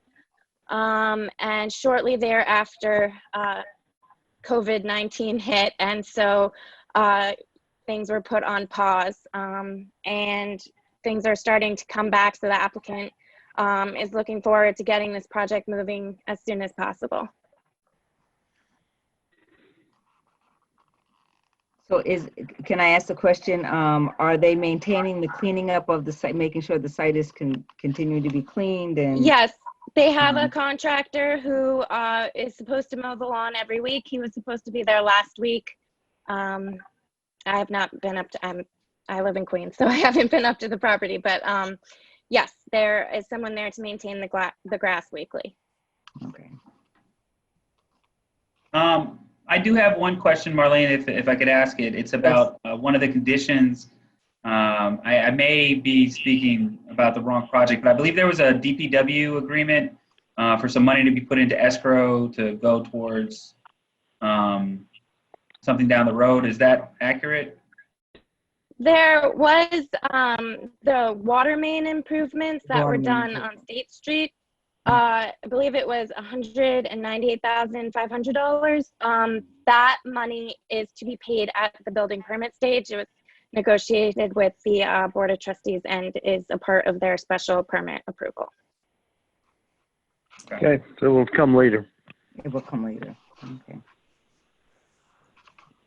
So at this point, do you know if and when they're moving forward with construction? I will let Barnett answer that if he's.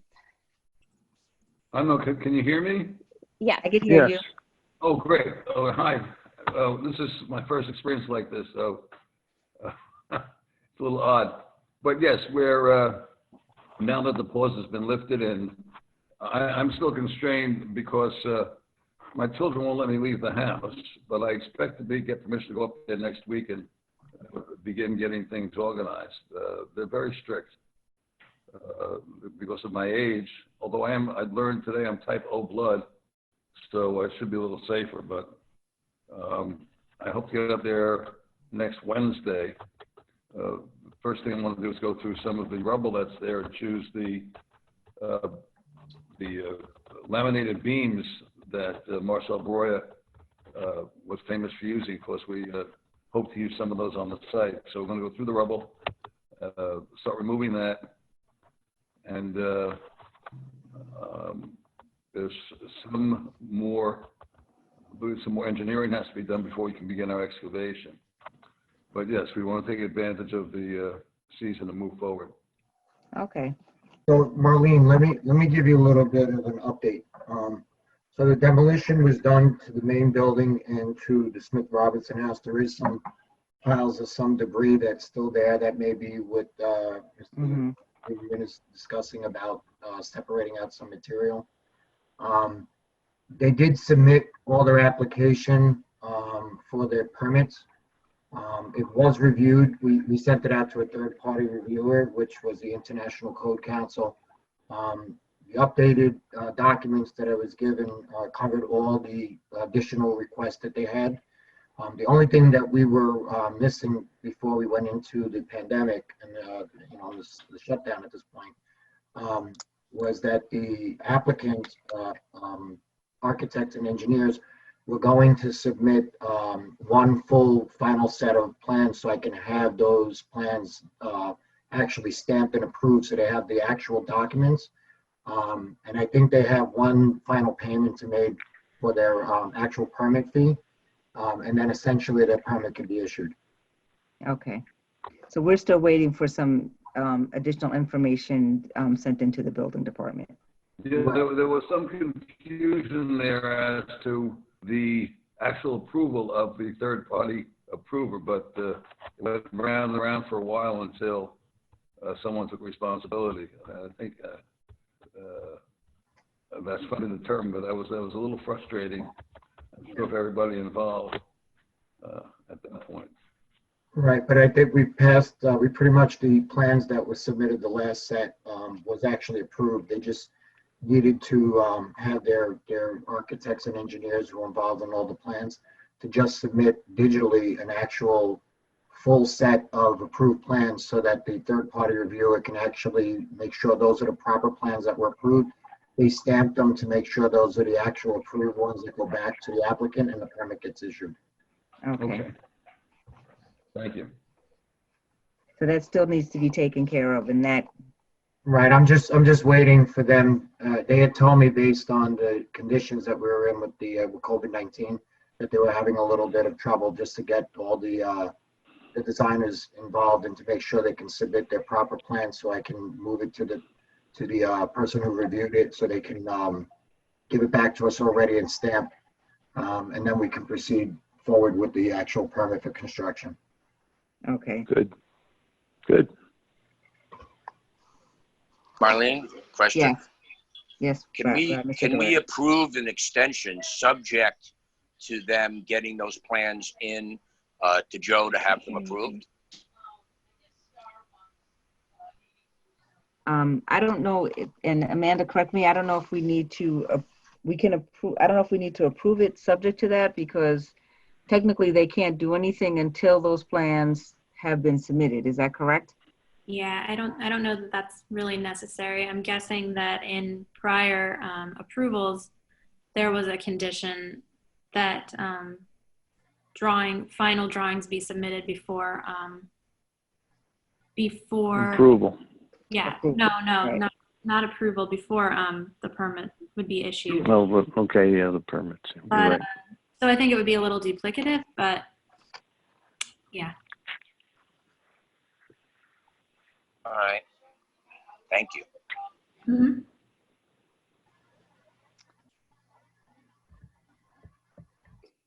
Really, I just think you're trying to give the applicant a little extra time to work with the building department here. Right. Seems like that's what they're And- doing right now, and you just want to give them a little extra time. And we want to give them the 6 months. Okay.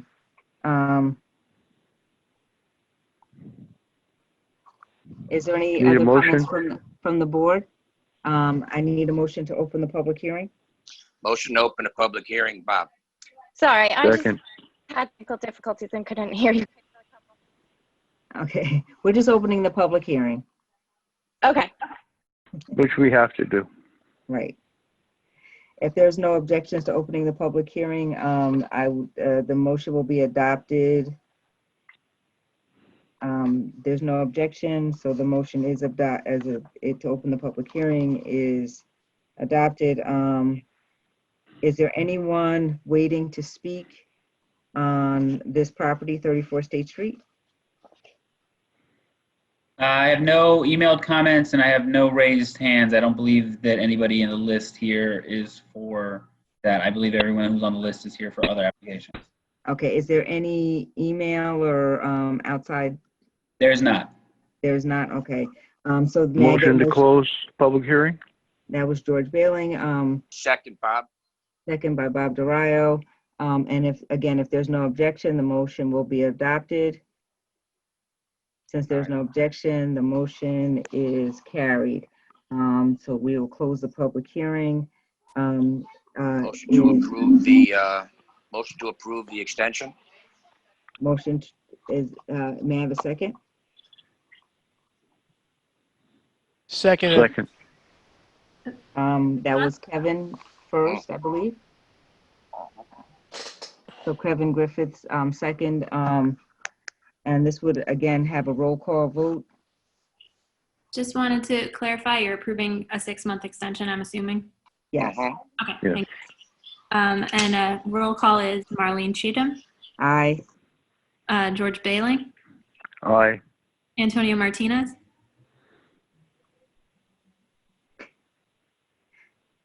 Antonio. might be on mute. Yeah, I'm here. No, I'm here. Yeah. Aye.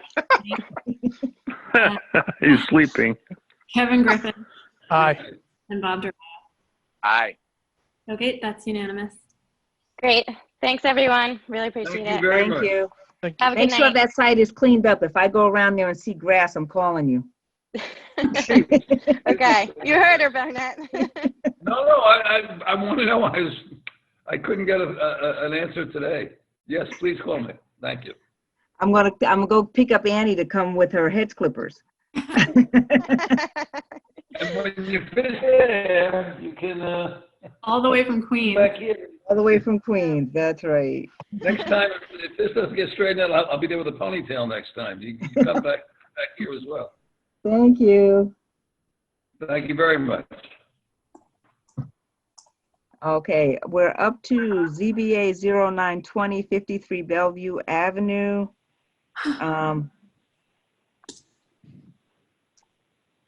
And this also, I think it's the same as ZBA 1020 Prospect Avenue.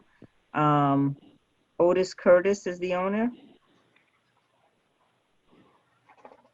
Yes, we have several people here for that project. So we have Otis Curtis, and we also have David Arango. I don't know if I'm pronouncing that correctly. I believe he's the architect for that project. Mr. Curtis, is anybody, David Arango is with you, right? That's correct. David Arango is with myself. Yes, I am here. And is there anyone else? That is all that we had invited for our presentation. All right, and you have a presentation which I'm going to pull up now and put on the screen. Sure. If I could, I'd like to give the board a little bit of background. I currently live, my name is Otis Curtis, and I live at 53 Bellevue Avenue. And I would like to build and move into a single family home, which is what has been proposed. I thought it would be helpful to at least share with the board a little of the background.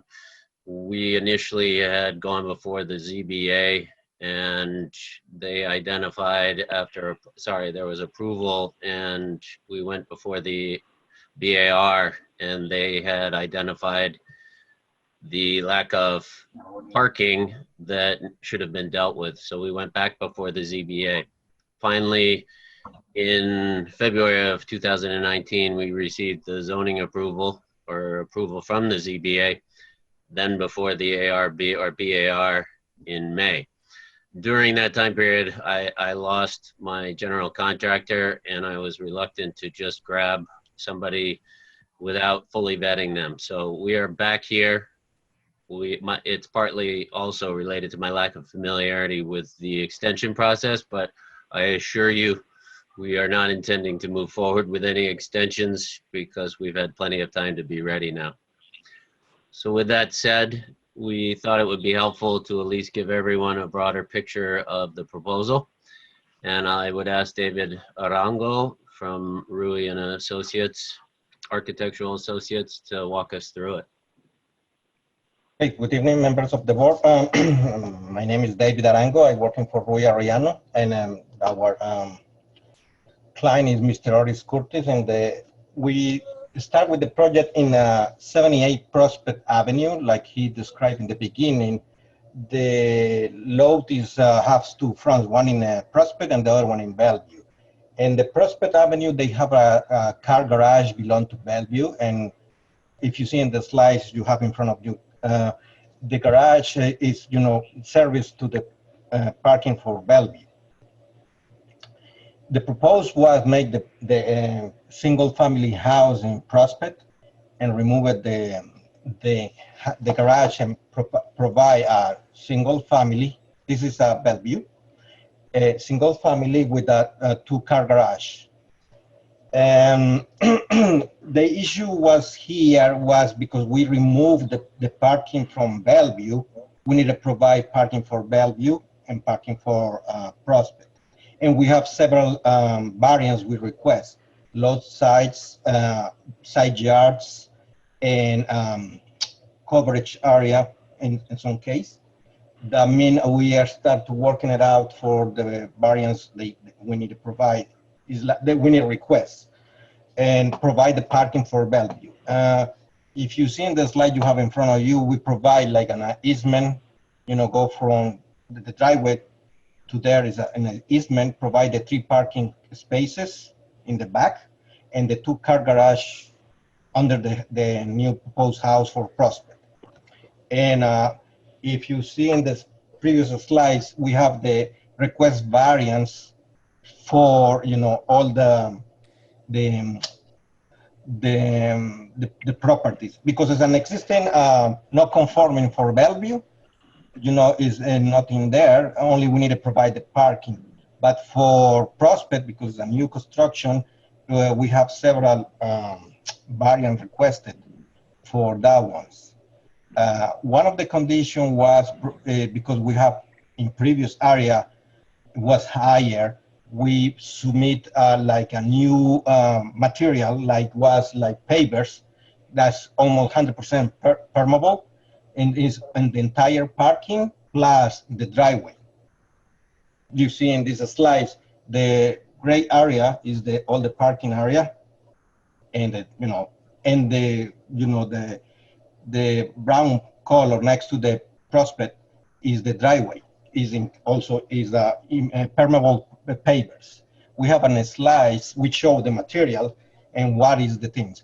The green one is for the parking, and the red one, if you see in the top, is the driveway here, and the other one is the parking.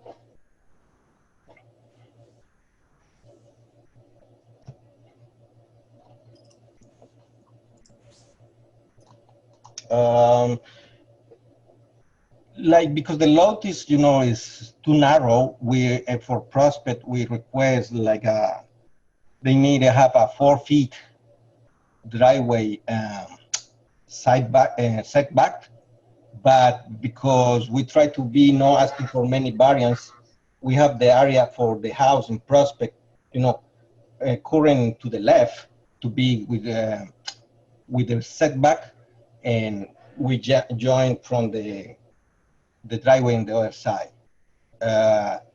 Like I say, because it's as existing not conforming, we try to, you know, to request the less variant as possible. But if you see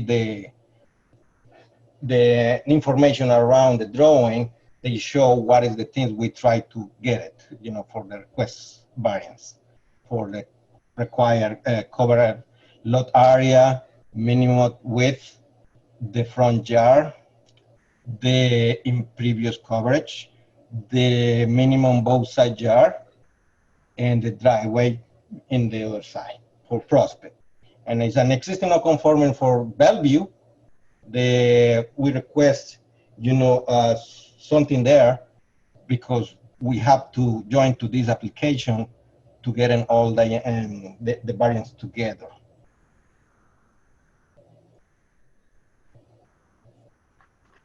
The other comment, if I could just add, I don't know, Jamie, if you don't mind going back to the Prospect property in its original state, the Prospect garage sits right on the road, and that has been historically problematic, not the Bellevue property, but the Prospect, thank you. That garage sits right on the sidewalk, not literally, but if you pull out of the garage, you are on the sidewalk. And I believe, in the interest of the neighborhood, that by having all of the parking in the back of both homes, that is a net positive in terms of the aesthetic and even potentially the safety. And if you look at the new proposed lot, we would be removing what is almost 70+% curb cuts and leaving only one where the driveway is proposed. Right now, there are curb cuts for the side of the garage, as well as a double apron or cut for the garage itself. So that will essentially be reduced to simply the entrance or apron for the driveway.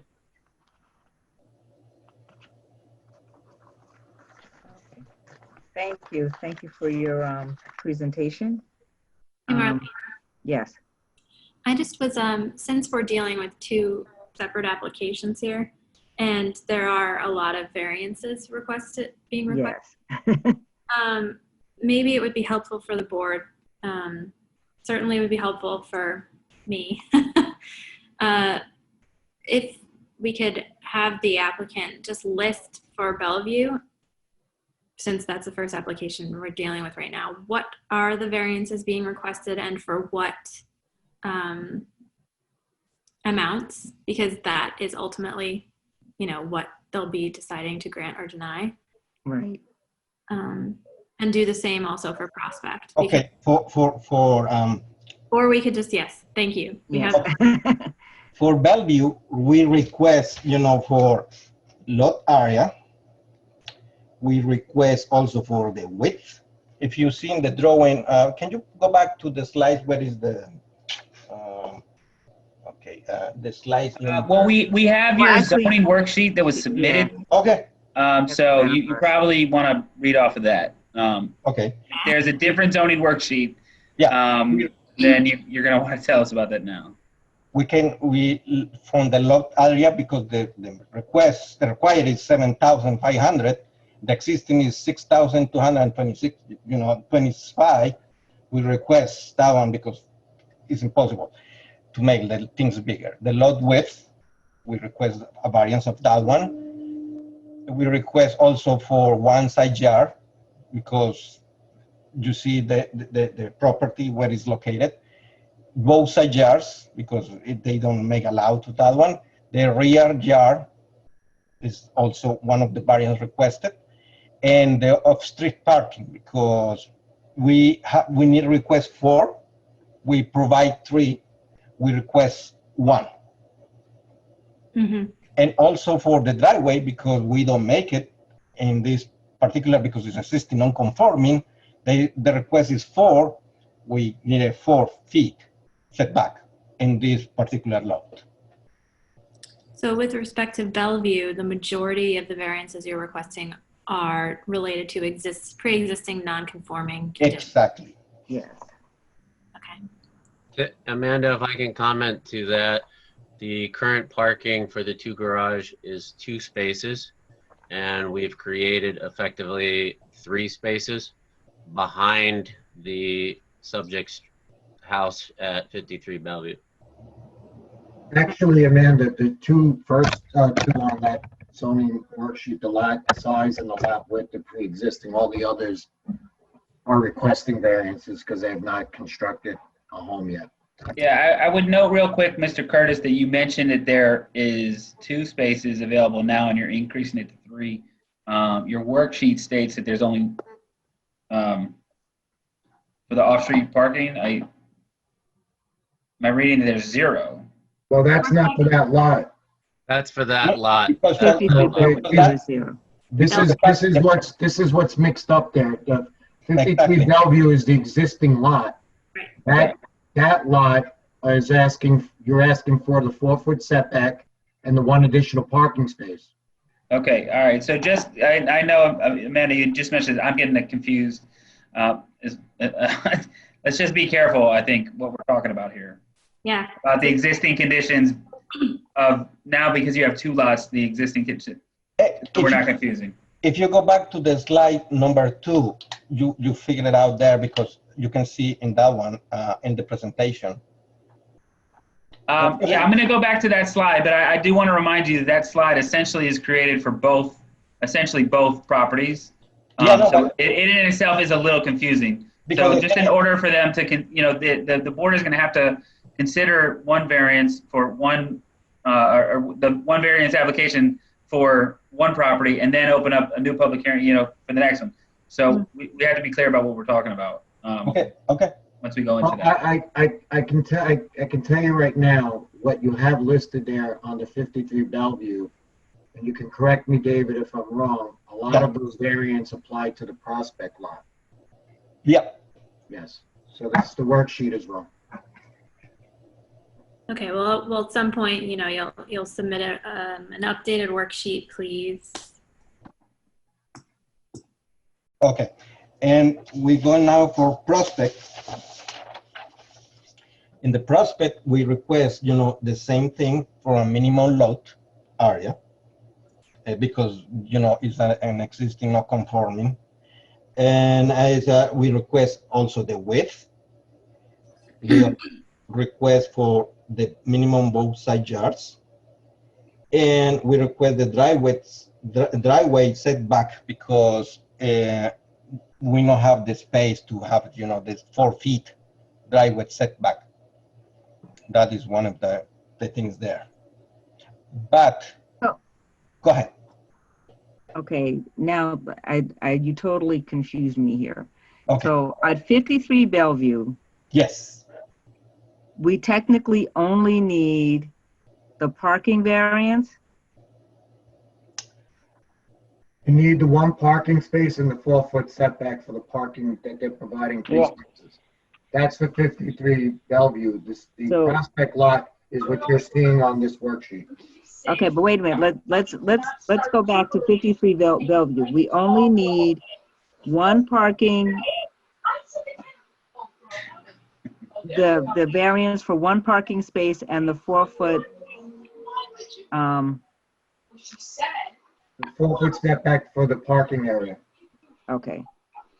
Because they're providing none. They're going to have the parking spaces right up against the property line in the rear yard. All right. So that's for 53. So just to be clear, because everything else listed on here is basically for Prospect. That's the Prospect lot. For the Prospect lot. So I want to maybe make a recommendation here before we get too deep into this because of the confusing nature of this. And again, if you're not speaking, could you mute your background? But because of the confusing nature of this approval, it's a pretty straightforward, I think, application of what they're trying to do. But the variances that are required for each one of those, I think that we should not talk about both of them at the same time. I think we should try to talk about Bellevue and then move on to Prospect. Right. Because Bellevue would require an easement, but other than that, all of those variances are specific to them. So maybe it's best to have that conversation, have that public hearing, take that vote, then move on to Prospect. Okay, I was heading in that direction. So this worksheet, if we're talking about Bellevue, this worksheet doesn't represent Bellevue. That's correct. So technically they would need to submit a new zoning worksheet just showing Bellevue, which is only for parking and the 4-foot setback. No, they have individual zoning worksheets just for Bellevue. That's up right now on the screen. That does not represent the Bellevue lot. That represents. Lot. I know it says Bellevue, but it actually is Prospect. I have two zoning worksheets that look different, and one of them says Prospect and one of them says Bellevue. Yes. Are they mislabeled? No. No, This is the thing, is because when we go back in that time with the zoning board, they make us to request like the same zoning worksheet for Bellevue, like it's a separate property, and we need to make, all the requires here, lot area, things like that, because it's an existing non-conforming, no matter what, we need to put in all the information for the variance, like it's a new application. But Right. It's an existing non-conforming, that is the reason we have the information. But David, if these are pre-existing conditions on the lot, you're not granting variances on them because the size of the lot is the same, the lot width is the same. So these are conditions. A lot of these variances on here are pre-existing conditions. The only actual variance that's changing is the number of parking spaces. Okay. I got it. Because the rest of this is the existing house. It's already there, correct? Yes. That is no change anything there. Yep. The only thing that I see, and I'm going back to 53 Bellevue, is back in December of 2018, there was a request that they they were supposed to be, the applicant would like to have an easement between the two properties. Do we know if that was ever done? I can speak to that. The easement, essentially, to my knowledge, cannot be filed with the county until you have the specific approved zoning details of that easement. I am happy to process it as a condition of building permit or other, but it would be premature to file it without specified detail approval from the zoning board. Wasn't it already a condition of an approval? That's what I was gonna say. I thought it was Already was on the previous approval. that right. So then that doesn't have to change, right, Marlene? Well, there's no existing approval anymore, so keep that in mind. Even if there was a previous approval, I guess, for the subdivision, that's the only thing that's carried forward. All those other approvals fell apart. And so if you want to... But wouldn't that run with the subdivision? The easement would... Yes. That's a good question. I don't know. I would think that that easement would have had to be in place as part of the subdivision. Subdivision, right, and not with the parking. Well, Still be a valid condition of that subdivision approval. The lots were filed separately, and I understood that the easement would require specific measurements and details of that easement. And at that time, I knew that I was coming back. So that the separate lots were filed with the county in the end of 2019, and I knew I was coming back here where I would need to have approval for the driveway details, etc., to specify for the easement. Yeah, I would recommend to the board that they make the easement a requirement of the building permit at this point. The reason that you would want to do that is because, say, God forbid, he starts construction and, you know, he loses his shirt, he has to sell off half the property, and then suddenly there's a new property without an easement, and there you could end up, you know, rolling into something. So I would recommend. But the other lot is already subdivided.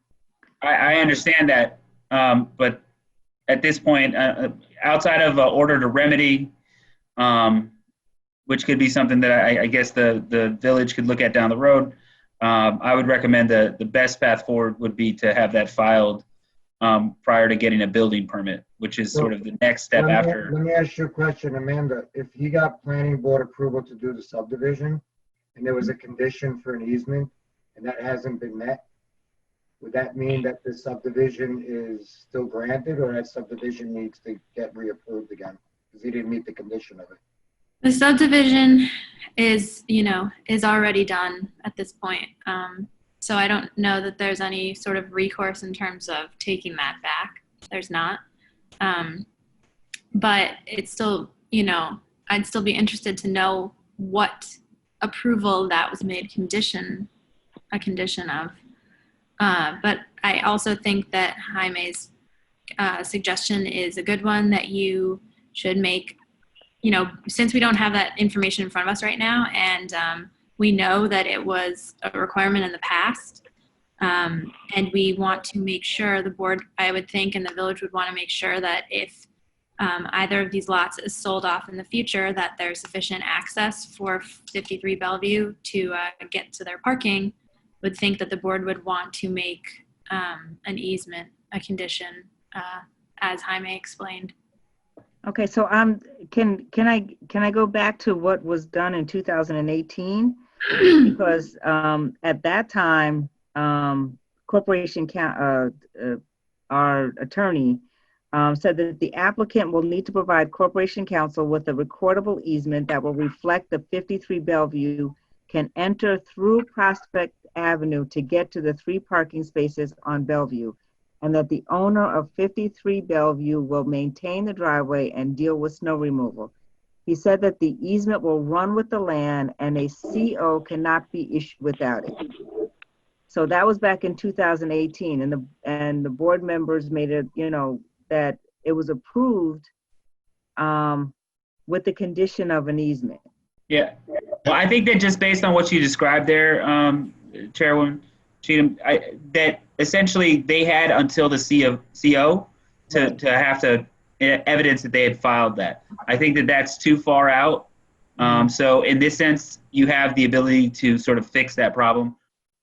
In, you know, where we are right now, if they have the subdivision, he is the owner, so the only person who would have any sort of legal action against Bellevue would be Prospect, and he's the owner of both properties. If he was to sell it, right now as is, you know, he sold off, you know, Bellevue to one person, he sold off Prospect to another person. Those individuals could go back to the initial, you know, the initial approvals and say, hey, you have to provide this easement, and then it would start a legal process that I don't think anybody wants to get into. This is the opportunity, I think, for you to fix that by saying, look, in order to get your building permit, we're going to do that. Because based off the language you just read, they essentially had till CO to do something. Yeah. We have to know do that it they before can't then. even get at this point because they don't have approval. They don't have the variances required to build something on that site. Okay. Okay. So where we are right now is to, if there's nothing else from the applicant, and we're looking at only 53 Bellevue, to open the public hearing for 53 Bellevue, if there's anyone to speak on this issue. Motion to open the public hearing. Wow. Is there a second? Okay, and if there's no objection, by unanimous consent, the motion will be adopted. Since there's no objection, the motion is adopted. So the public hearing is open. Is there anyone to speak on this? There's nobody here to speak on it, and there are no emails. Okay, so I guess we can move forward. May I get a motion to close the public hearing? Motion to close the public hearing. Bob. Second. Second, and that was George. And if there is no objection, by unanimous consent, the motion will be adopted. And since there is no objection, the motion is adopted. Is there any discussion from the board before we move forward?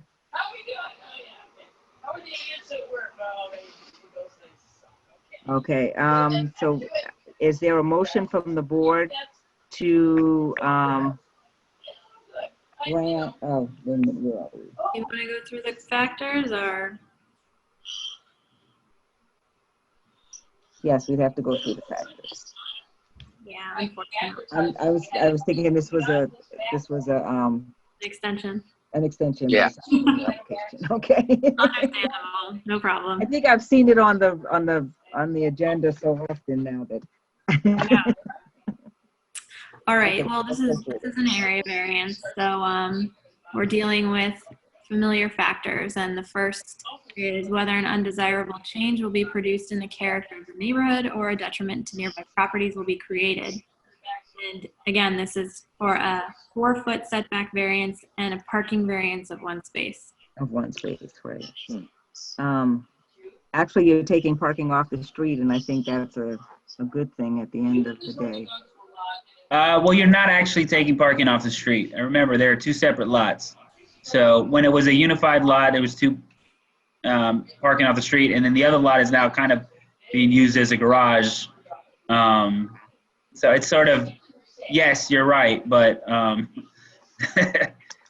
for the purposes of Bellevue, there is no parking on the site essentially right now, and you're adding parking to the site. Okay. But it doesn't detract from the value from the neighborhood, right? And when it's done, when the whole thing is done, the garage will be in the back, which means the actual frontage on the street will be better and make the neighborhood nicer to look at. So, no, I want to, again, I need to clarify here. We're talking about Bellevue and not Prospect. Bellevue does not currently have parking in front of the building. Got it, all right. It doesn't have any parking at all right now, technically speaking. Okay. There's 0 parking on Bellevue. It will go from 0 parking to 3 spaces. Mm-hmm. Which is good. All right, still good. Well, actually, they had parking before it was subdivided. Because I was going to say, what's now the Prospect one. Again, just to not muddy the waters here, keep in mind, we have 1 lot, so even though there was parking before, and even though there's a lot next to it that is currently being used to park cars, that lot essentially is an existing non-conforming garage and has nothing to do with Bellevue except for the fact that there's an easement that's being required to get to it. So if anything, when you do get to making a decision, if you decide to approve this, you may want to just make the approval to note the easement that is required. Before the building permit, right. Before the building permit. Definitely. But I don't think that Joe was wrong in mentioning that. Good to I will tell you this. I will tell you where my concern is. My concern is the fact that we have 2 lots now that are subdivided, and now that we do not technically have parking for the other lot, which was to be created as a condition of the subdivision. And I'm not saying that the applicant is going to do this, but if he actually sold the Prospect lot, now we do not have parking for the other lot, the existing lot.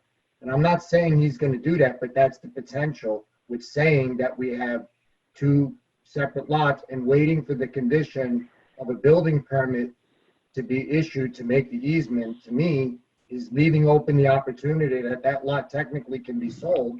And now we have 2 different property owners and we have not met the condition of the planning decision. That's what my concern is. But I agree with You know, that's an issue that we're not getting this easement in place before we move forward. That's what I think. Can we make a condition of selling the property, that they can't sell the property or build on it prior to getting that easement?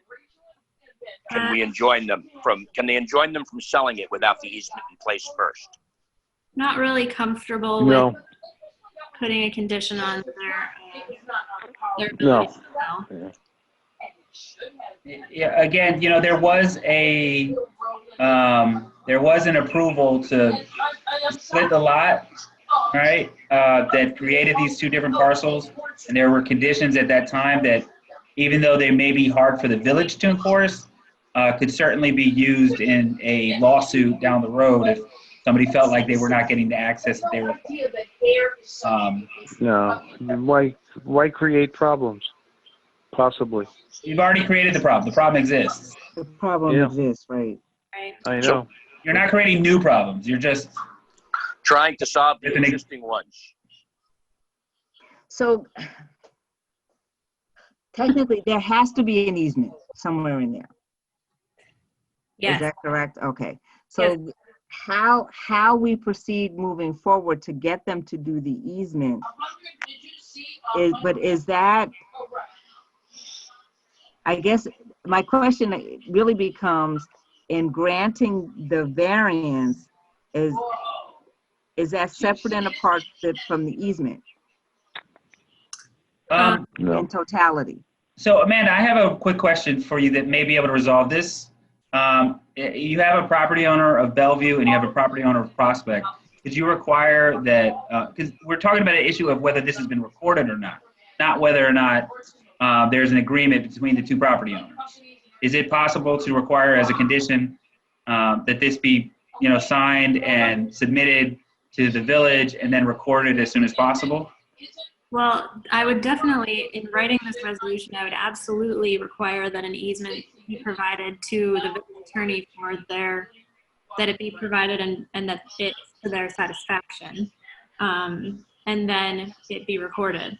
Does that answers my question? Yeah, because there's the issue of recording the easement and the issue of creating the easement. And the easement is an agreement between the property owner of Bellevue and the property owner of Prospect. The recording of the easement essentially makes it part of the, you know, the land, essentially, that's always there. But the actual document being provided to the village would go into the file of both Bellevue and Prospect, and it would be something that was discoverable down the road either way. Right. Makes sense. And it should be easy since it's the same guy right now owns both, right? Yeah, I think that's the important, you know, factor. So he should meet with himself, agree with himself, and fill out the paperwork and send it in. If they all not agree. Okay. And then come for the variance, yeah. But the easement is totally necessary for both, for Prospect and Bellevue. They need it, no matter what. Yeah, and if the easement's there, then, you know, come back, because that's what it has to be anyway, more than likely. Well, I guess my question is, do we need the easement before we give them the variances? And I'm going with both properties. My answer would be yes. Yeah, mine too. But they need the easement to be contingent, the variance to be contingent upon the easement. Yes. But let me ask you something. Sorry, I interrupt you. It's supposed if we filing that one into the county to get the easement, approved. But usually the county asking, for the approval from the zoning from the village. How we want to make this one if you not approve the variance and they waiting for that one? Right. Well, because it's the way the lawyer writes it up. Yeah, if you file it and give us proof of filing it, then you have met that portion of it. It's now been filed with the village, sent to the county. Then we can move on to approving the variance. Yes? No. All right. No. So we're talking about a condition of the approval of the variance. And I think that what's coming out of all this discussion, it sounds like you're asking for them to provide a copy of the actual easement prior to you approving the variance. And I would highly suggest against doing that in this instance. You can require it as a condition of as a the condition. The condition, yes. Right. Yeah. Okay. That's what I was asking for clarification because I could see everybody heading toward we needed the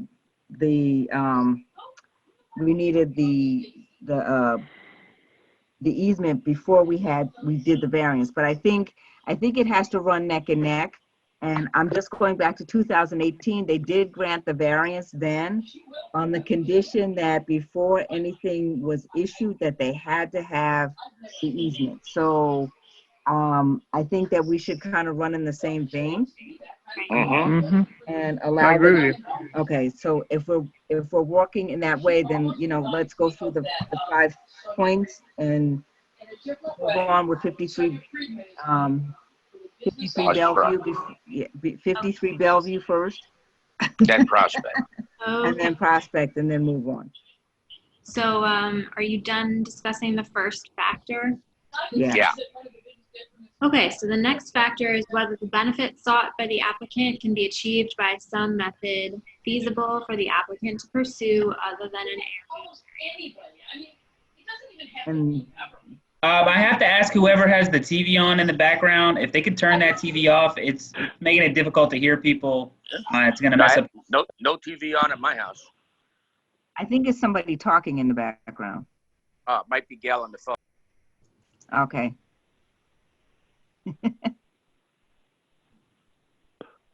That's better. Yeah, it was Gail on the phone.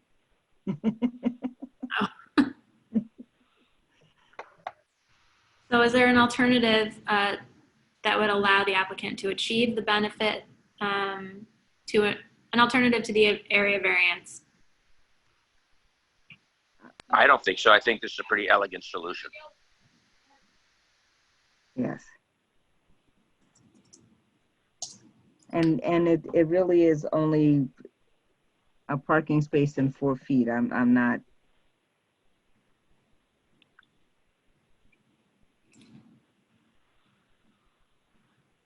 Is there anyone else? Okay, I guess we can move on. Okay. Whether the requested area variance is substantial. 4 feet in a parking space? It's not substantial. Not substantial? No, okay. Not substantial, no. Will it create any impacts and consider the impacts? No, I think everything is considered, is basically put on the lot itself, so I don't see where, I think the neighborhood would actually, and especially since they're actually improving the curb cut, I think that makes a difference. Well, that's the That's other going to be one. on Sorry. But, yeah, I don't think Sorry. there's no impact. There's no impact. And I also, in thinking about this application, just, another thing is we always the village tries to discourage parking in the front yard. This is parking in the backyard. So that's a plus. So anyway, less of an impact in that sense. Yes. Okay, the next factor is whether the proposed variance will have an adverse effect or impact on the physical or environmental conditions in the neighborhood or district. I don't think so. Are there any drainage issues with what they're doing? If not, no. No. Not on this property. It's just Okay. the parking and the setback, so no. So then we're good. And the last is whether the difficulty was self-created.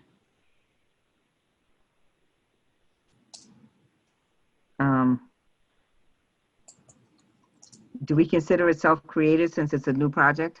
I don't think it's determinative. No, It's not determinative. No, it's not relevant. Okay, it's not relevant. You should It's just relative. It's relevant, but it's not determinative. Yes. Okay. Thank you. Yeah, so if you think it's self-created, please discuss it so we can have it in the record and tell me if you think it's determinative or not.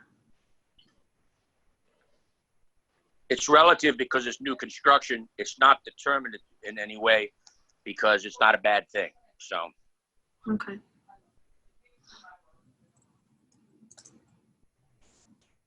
That makes sense. I agree. Okay.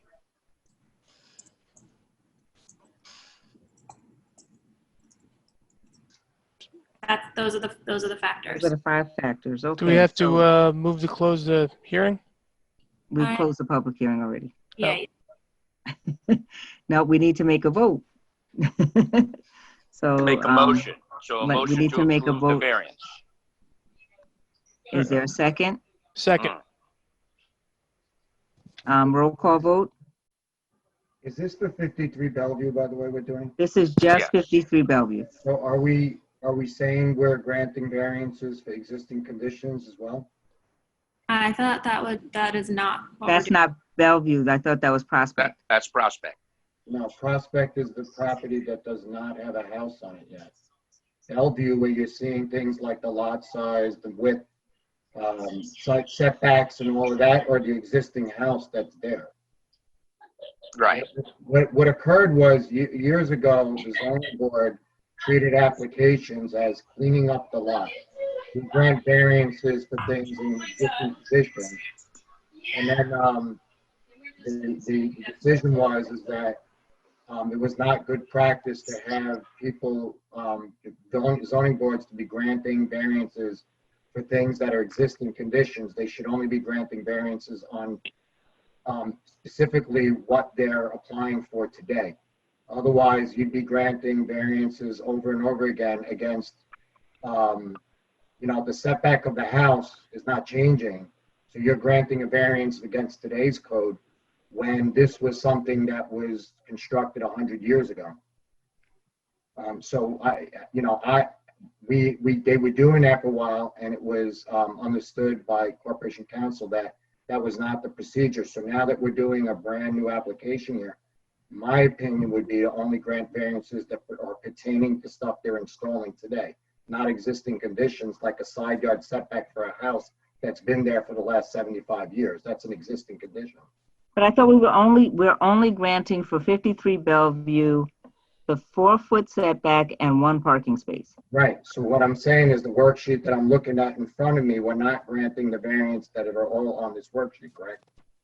Right. That is correct. Yes. So Gotta I, make sure that- Well, Yeah, then it's we just the new can't do ones. it because we don't have that before us. So that's got to be a different submission.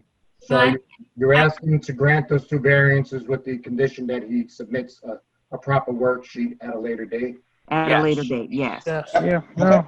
I mean, so just, I guess we can get a new worksheet, but for the purposes of this, the resolution's only going to reflect those 2 variances.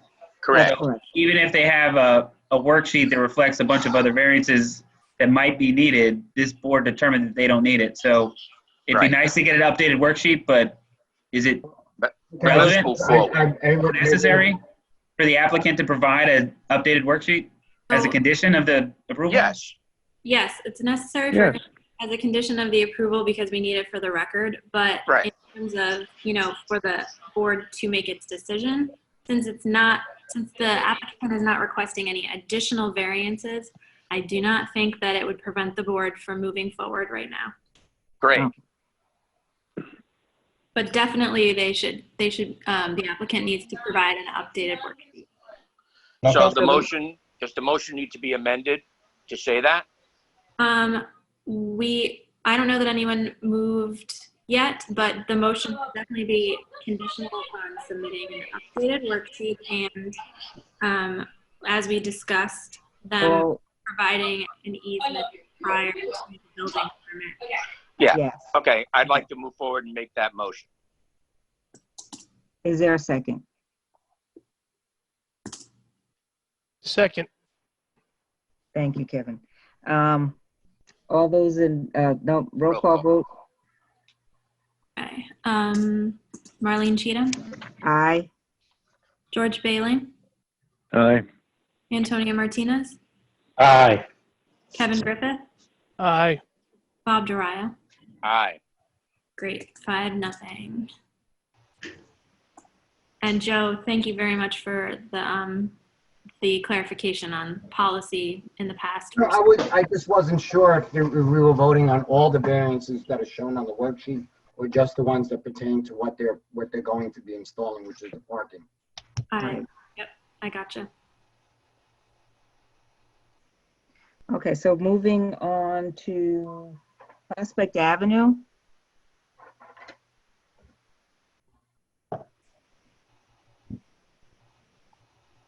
And this is where there are a number of variances. Yes.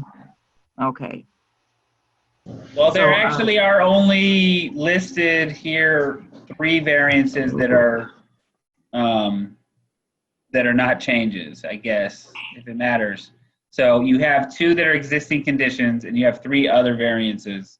Yeah.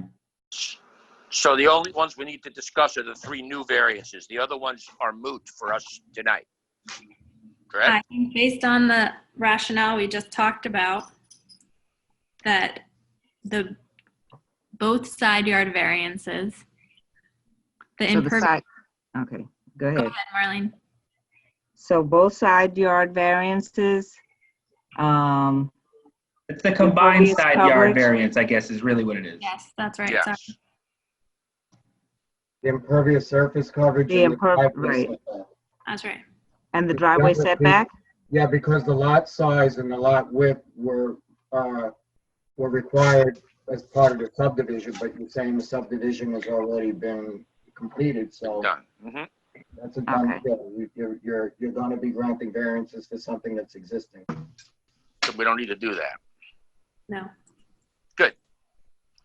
Okay, I have to go get my plug for my computer. My computer's not. Hold on. Short break.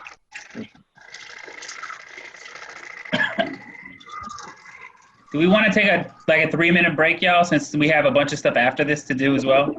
Since Marlene has already stepped away. Great idea. Sure. All right. All right. I'll be back.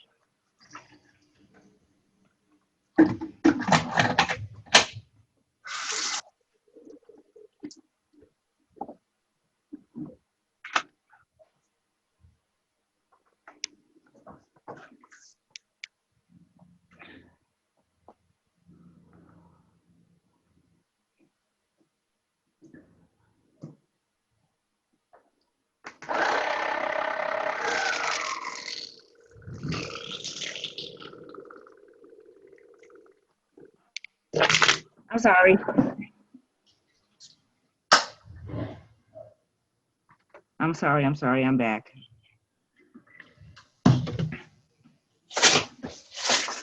Marlene? Yes, I'm sorry. We decided, since you stepped away, to take like a really short 3-minute break. Okay. I was like, I kept getting this flash across my screen. Your computer's about to die, and I was like, oh no. Understood. Hey, Marlene. Yes. Can you hear Bob? I can hear Bob. Oh, is there a way that we can talk privately for a second? How does that work? Call me on my phone. Okay. Call. If you call, please remember to mute yourselves on the Zoom. Mm-hmm. Because I can hear you right now, Bob. Okay, I'm going to do.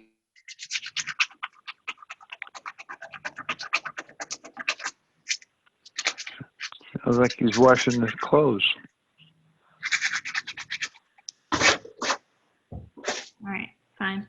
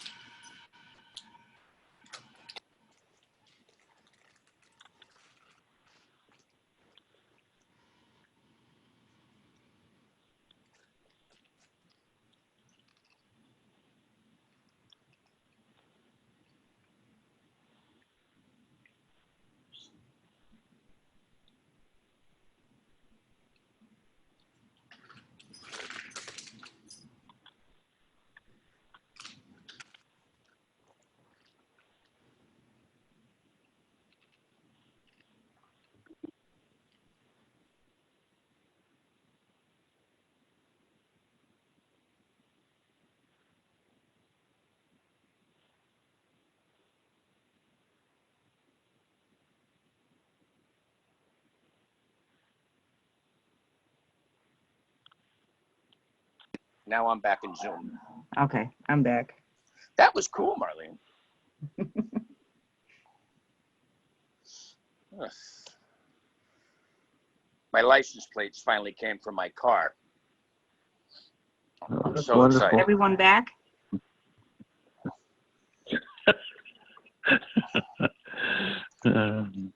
We'll be looking for your plates when you drive out.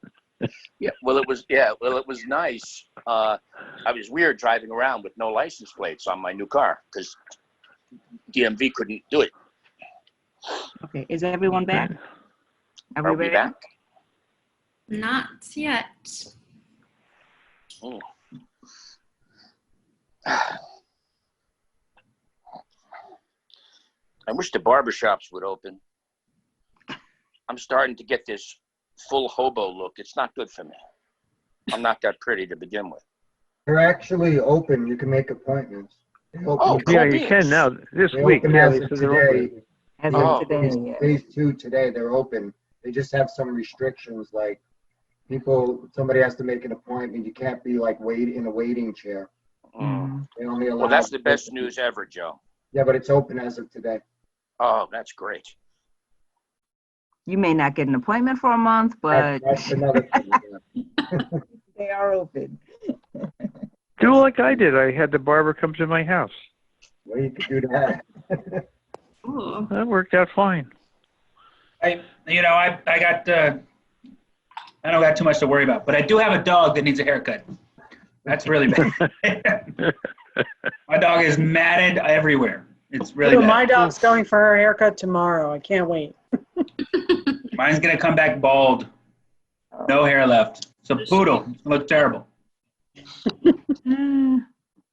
Okay, is that everybody? Antonio's back. George, Yes. Kevin. Everybody's I'm here. here. Okay. I'm here. So I'm sorry about that, but my computer was definitely dying, and I thought it was going to go out in the middle of Everything. Yes. So we are on Prospect Avenue. Is that correct? That's correct. Yeah. Okay. Okay. And we have the variances for Prospect Avenue are the side yard variances of 4 feet. the impervious coverage of 12.5%, and the driveway setback. Is that correct? That is correct. Okay. Can I ask one question, David, just to be sure for the board? On the Yeah. impervious surface coverage, you made an asterisk that said 30% is driveway with permeable pavers. Even with the permeable pavers, are you still at 52.5%? I Is that think the right yes. calculation? I think that is correct, yes. Okay, I just wanted to make sure that when you calculated it, because you made a note at the bottom saying that the driveway is with permeable pavers, so. Yes. That was an issue Mr. Martinez bring to us. I asking Rui about that one, and he said that one is correct. We are a little bit over with that one, including, because it's permeable pavers. Okay. Okay, let's go.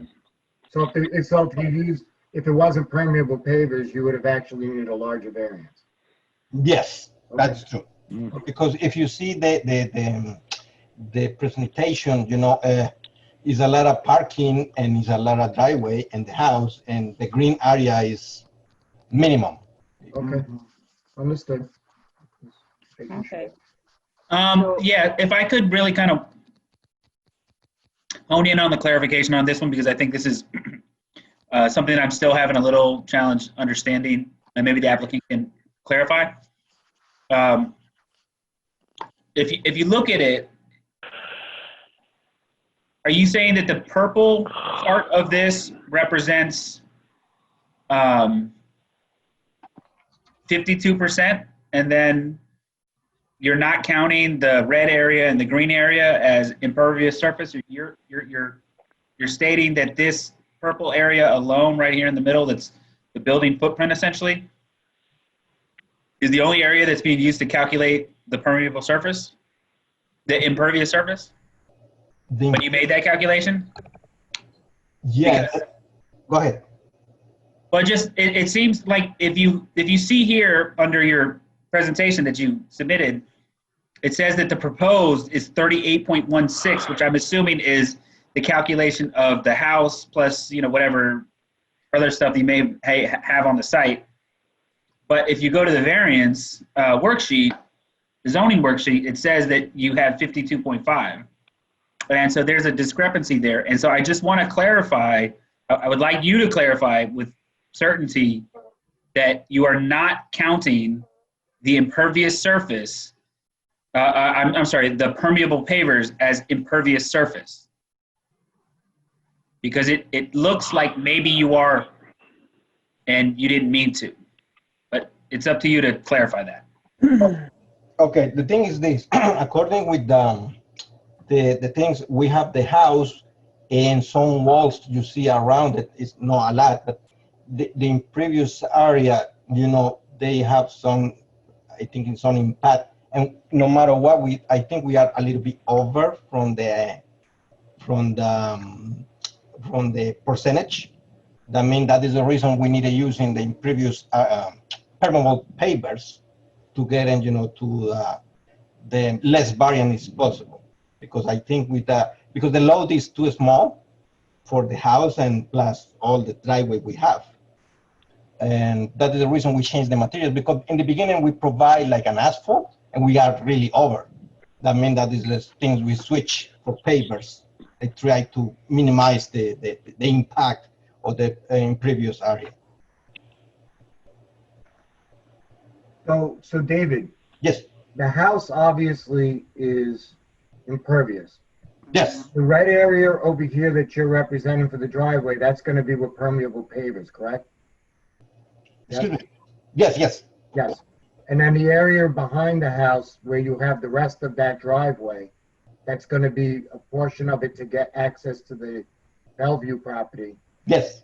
And to access the parking to the garage that you're doing for the proposed house, that's asphalt?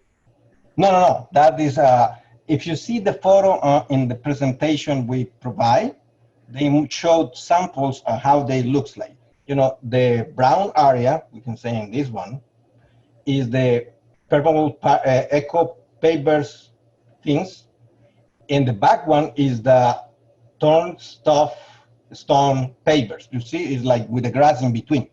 Okay, so the other area, those are hard, it's not impervious, or it is impervious. The thing in the back, you mean? No, the driveway itself coming in from the street. Yeah, if I could, just highlight for you, Mr. Arango, that you write that the building coverage for Prospect is only 16% on your zoning worksheet. Right. But you're saying that your impervious coverage is 52.5%.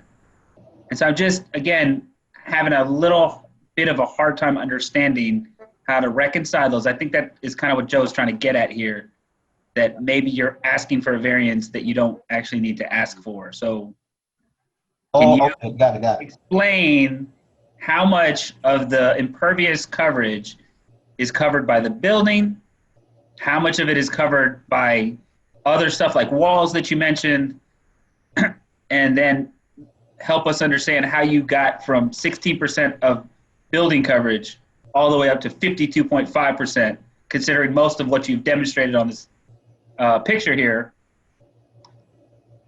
is pervious pavers. I need to review the calculations. Maybe, I don't know, maybe it's a mistake there, but I think that's, I need to review the calculation to, it's out of my mind now, but I think I need to review it and tell exactly the numbers. I don't have the calculation in front of me right now.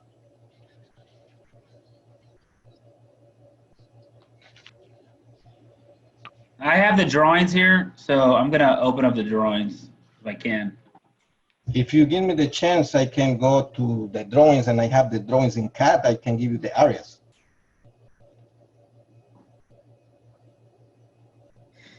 You want to have him check his numbers and come back to us while we move on to discuss other parts of this? Yeah. Why don't we just put this on hold until he's ready to come back and get one more done? Well, does it make sense to? I think that it's important that you get the variance right, because if he's asking for a huge variance that he doesn't need, then you're granting him the ability to do something different, potentially than what he has shown. Right. So you don't want to grant a variance beyond any of that stuff. So if he's representing that he's going to put all this impervious pavers, and then you grant him a variance that no longer requires him to do that, then then your intent. So it's really important to clarify that. How long, Mr. Arago, how long will it take you to get that answer from AutoCAD? We're talking about 30 seconds, 2 minutes, an hour? What are we talking about? Let me check. I am opening up drawings right now, and I can say, give me 20 minutes. So why don't we talk about the rest of the stuff and come back to him when he has his numbers? Okay. Yeah, exactly. Good. Let's move along. Fine with me. Everybody okay with that? Yes. Maybe Amanda, that's okay? Oh yeah, definitely. Okay. So we're going to, I guess, adjourn this, and we're going to move ahead, and we'll come back to to Prospect. Second call. As a Later. second call. Yes. Okay. Thank you. We'll come back to you. Okay, thanks.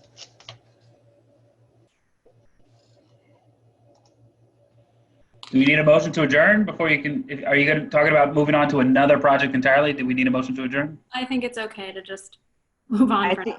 I think we're just, yeah, I don't know if we have to adjourn it to bring it back. So I would just say we can just move on and come back, right? Yeah, that's what you did earlier, when the applicant for Aqueduct wasn't ready. So you can just. Yeah, just like you took a, coffee break. Yeah, it's okay. You don't need to formally adjourn it right now. Okay. All right, I'm going to move Mr. Curtis and Mr. Arango back to the attendee list, and we'll move on to the next one. Okay, next one. How many more we got?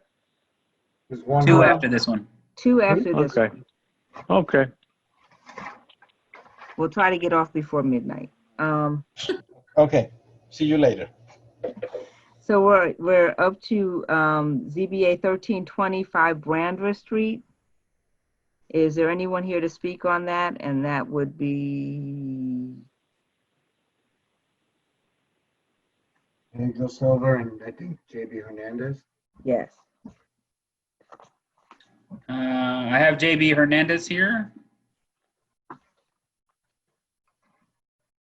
who has been promoted. I do not have Pedro Silva. Okay. I do know with this development, at the last meeting, we did talk about an EAF.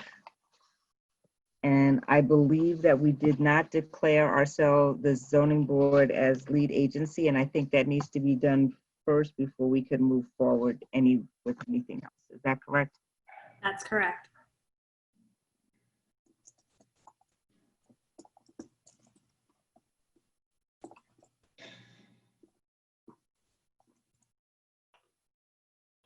Hello. Did you hear me? Yeah, you said that's correct, right? Sorry. So how do we do that? You need to make a motion. A motion to declare the zoning board of appeals the lead agency on this project. Okay. Second. A roll call vote. Marlene Cheatham, Aye. George Bailing, Aye.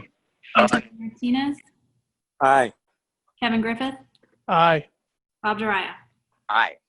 All right, unanimous. Okay, so Amanda, to move forward, we would have to look, as the lead agency, we would actually have to look at the EAF forms and the CAF forms as a board. So I don't know if we're prepared to do that tonight. I would say no. I will follow your lead on that if you don't think so. I think it's a I would lot agree. to go through. Yeah. So I would ask that we, and I hate to do this to the applicant, but I would ask that we adjourn this at least until the next meeting. So we can look at everything. Yeah. Yeah, so you can look at everything, and so you have time to circulate the notice of lead agency. That needs 30 days, in order to circulate. And by the time you have your next meeting in July, excuse me, that will be done. Cool. Okay. I would consider, if you do have any, at least preliminary comments for this applicant, if there are concerns about deficiencies of the application that's been submitted, that you certainly note any of those comments now, so that they can go back and make modifications and resubmit any materials that are short. So I agree with that.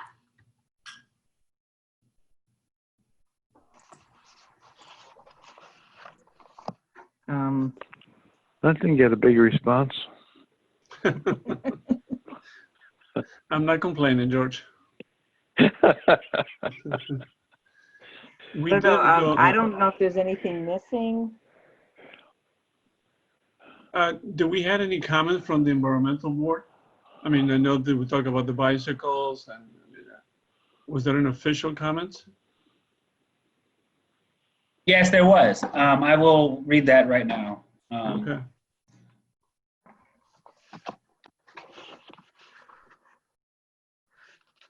Just give me 2 seconds.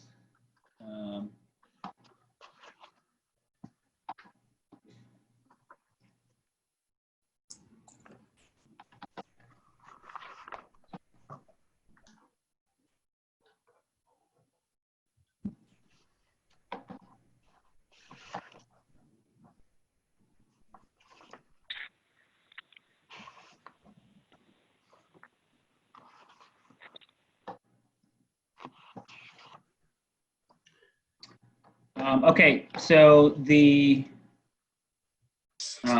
is also a pretty short one. This one says the stated June 8th 2020. It's to the Village Zoning Board of Appeals. It's from the Village Environmental Advisory Council. It's regarding 5 Brandreth Street, 89.19-5-60. It says the EAC has reviewed the application for 5 Brandreth Street and found no environmental impacts that need to be addressed before the project progresses to the next stage. However, we would like to recommend the following to the applicant. Point 1, given the parking challenges in the immediate area, we urge the applicant to consider allowing on-site bicycle storage so tenants have easily accessible alternative means of transportation.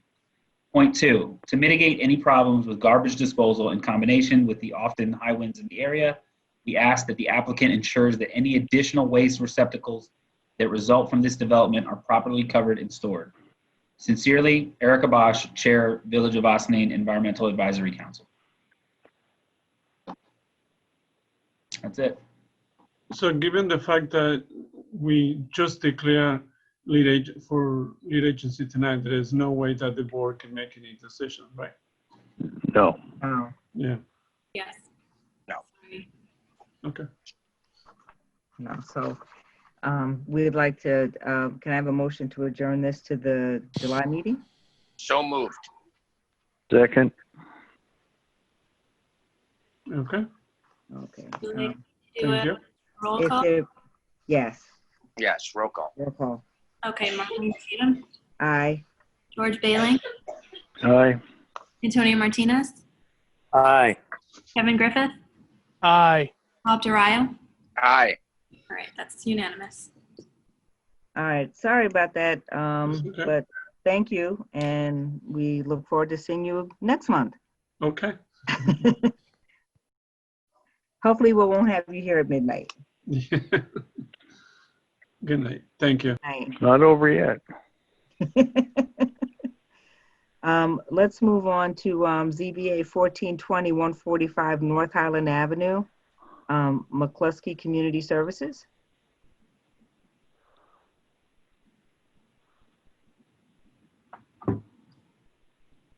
Is there anyone here to speak on that matter? There is somebody here to speak on that matter. We have Skip Francis. And Rosario. Yeah, Rosario Burgos. Yes, Rosario. This is Skip Francis with Creighton Manning. And here I am. Hello. And How are you? also very well, thank you. And also with me is Rosario Burgos. There she is on screen. Awesome. Tonight, we're before the board. This facility is seeking a front yard fence variance. It's the only thing we're asking for. This is a facility for developmentally disabled adults. So our need is to have a simple and secure means to keep the clients on the premises. We're proposing a 4-foot high fence in the zone where a 3-foot high fence is required. We feel that a grown adult can easily breach a 3-foot fence, put a shoe up on top and up and over you go. 4-foot is a little bit more challenging or a deterrent, frankly. So that's the purpose. It's not, we feel it's not a significant ask. It's only just another 12 inches, although one could argue it's a 33% ask, but admittedly it's just a 12-inch height. We feel this type of containment is for adults that cannot be achieved in any other means. The fence style fits with the character of the neighborhood. And the front fence itself is also somewhat obscured and or hidden due to 2 things: the distance from the street. It's about 96 feet back from the edge of the street, as well as an elevation difference. It's much higher, about 20 feet above the road. So it's not only up on a hill, but it's set farther back at the front of the facility. So that's what we have before the board tonight, and we're here to answer any questions you may have. Joe, do we have pictures of what the fence would look like? Or Jaime, I'm sorry. Yes, it's on sheet C8 of our plans. Marlene, I have a question. Yes, Bob.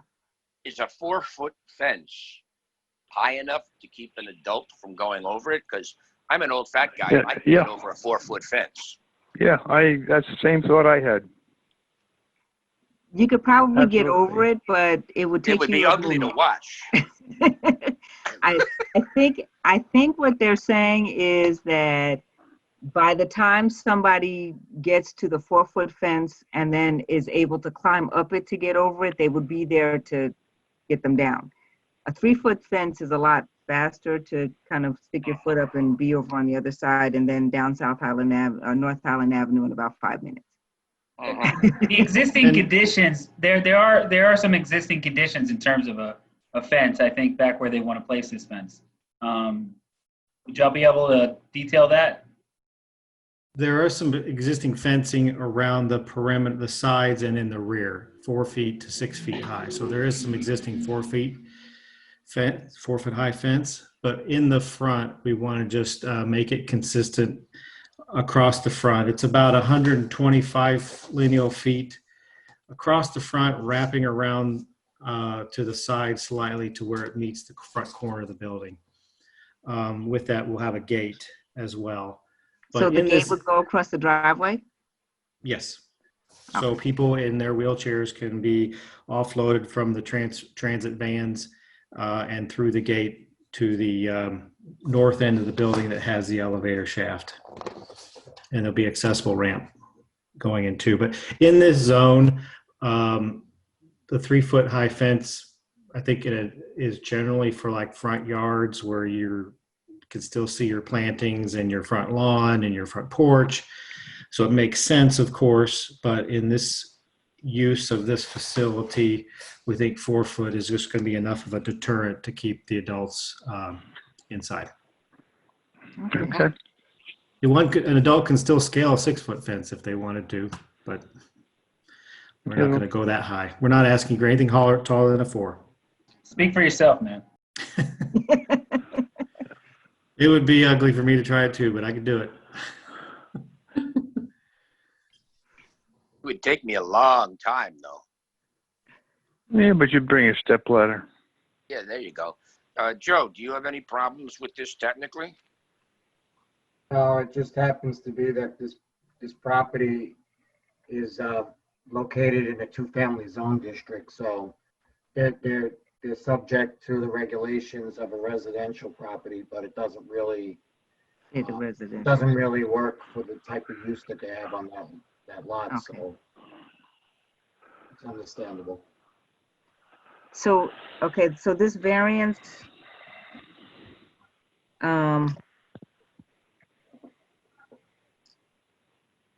this becomes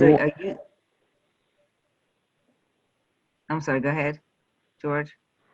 No, I was just gonna say it's only a 1-foot variance, and so a 4-foot fence is not like super high or anything, so it doesn't cause a problem with me personally. Okay, so if we're going to move forward, can I have a motion to open the public hearing? Motion to open the public hearing. Second by Bob. And if everyone agrees with opening the public hearing and there are no objections, then the public hearing will be opened. Is there anyone here to speak? There's nobody here to speak, and I have no emails. Okay. That I can see. So then, is there a motion to close the public hearing? So moved, Bob. Second. George, and if there's no objection to close the public hearing, then the motion will be adopted. And since there is no objection, the motion is carried. Is there any discussion from the board? Should we None. go through our factors? Yes. That'll be some discussion. I don't think so. No? No, it's pretty straightforward. Not for this. Well, I'm hoping you're not for this one, but go a ahead. little discussion, you know, just for the record. All right, well, just humor me. Whether there'll be an undesirable change in the character of the neighborhood or a detriment to nearby properties. Doesn't seem so. No. Neighbors Don't haven't come believe to there talk is. about it. So will the benefit sought, can the benefit sought by the applicant be achieved by a method feasible other than an area variance? Doesn't seem so. Unless an electric fence works, I don't think so. It's not an area. It's not an area variance, is it? It's a height. It's a height variance. variance. Yeah. It's considered an area variance. It's Yeah. considered an It area is? variance. Yeah. Oh, let's see. Oh, okay. It's considered. Okay. It seems a pretty simple solution. Okay. Mm-hmm. Whether the variance is substantial? 1 foot? 1 foot. No. No. No. So the answer is no. No. And will it have an adverse effect or impact on the physical or environmental conditions in the neighborhood or district? No. None. No. Okay. And was the difficulty self-created? No. No. All right. So So since can I we have make a gone through, motion to approve? may I have a motion to approve? Yes, motion to approve. Is there a second? Is there a second? Second. Okay. Second. Thank you, George. May I have a roll call vote? Arlene Cheatham, Yes. George Bailing, Yes. Antonio Martinez, Yes. Kevin Griffith.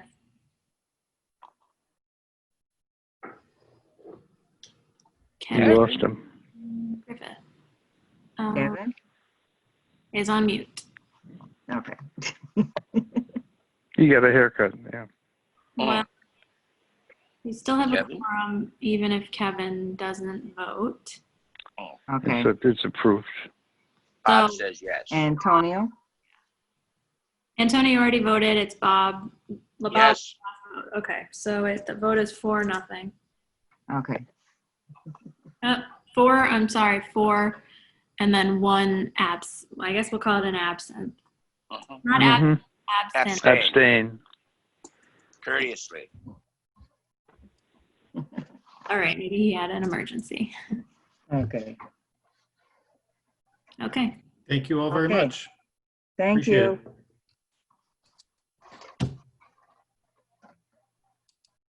Okay, are we returning back to Prospect Avenue? Well, let's see. Hopefully they're ready to go. So let's see what we got.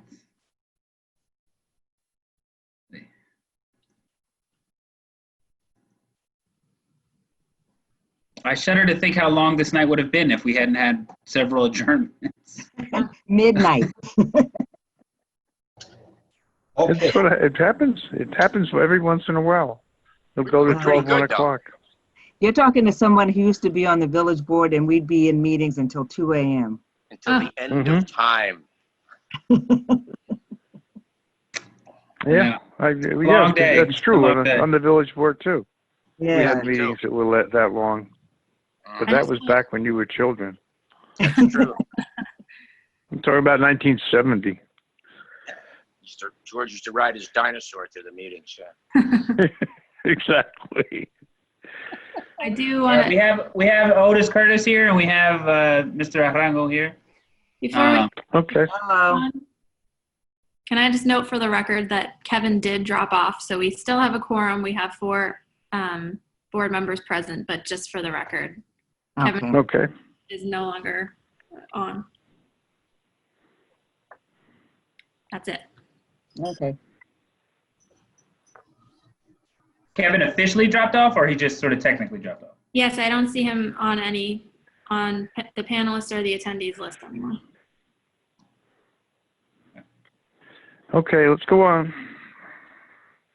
Okay, yes, I reviewed the calculation. Joe was right. You know, we put in the preview, the permeable parking was included in the 50%. and the 52% we are there. And I made a calculation. The house is in 1,200. The porch, because it's a covered porch, is 78 square foot. We have a walls and a little bit curve in some size, is 21.01 square footage. Total of that one is 1,308.01.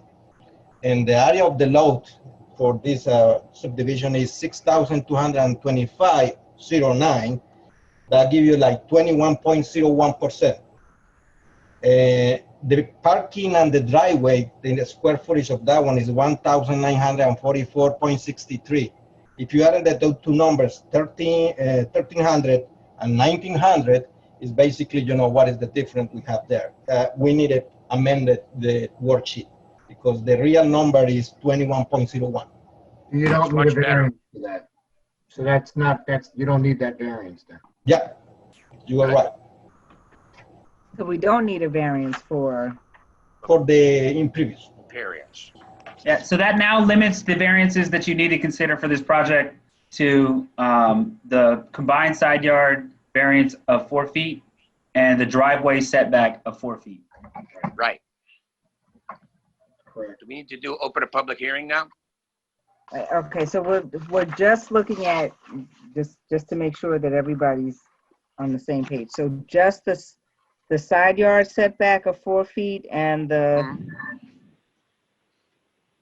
driveway. And a driveway setback of 4 feet. Right. Okay, so that's all we need. That's all we're giving. Okay. Thank you. So he would, Thank you very again, much. as we did with the other ones, he would need to submit an amended worksheet. Yeah. For the Prospect Avenue. Okay. All right. Do we need to open up the public hearing again, Amanda? Yep, you do. Motion to open the public hearing. Second. If there's no one objecting at this time, the motion will be adopted. All right, motion adopted to open the public hearing. Is there anyone here to speak on this besides the on this Prospect Avenue property?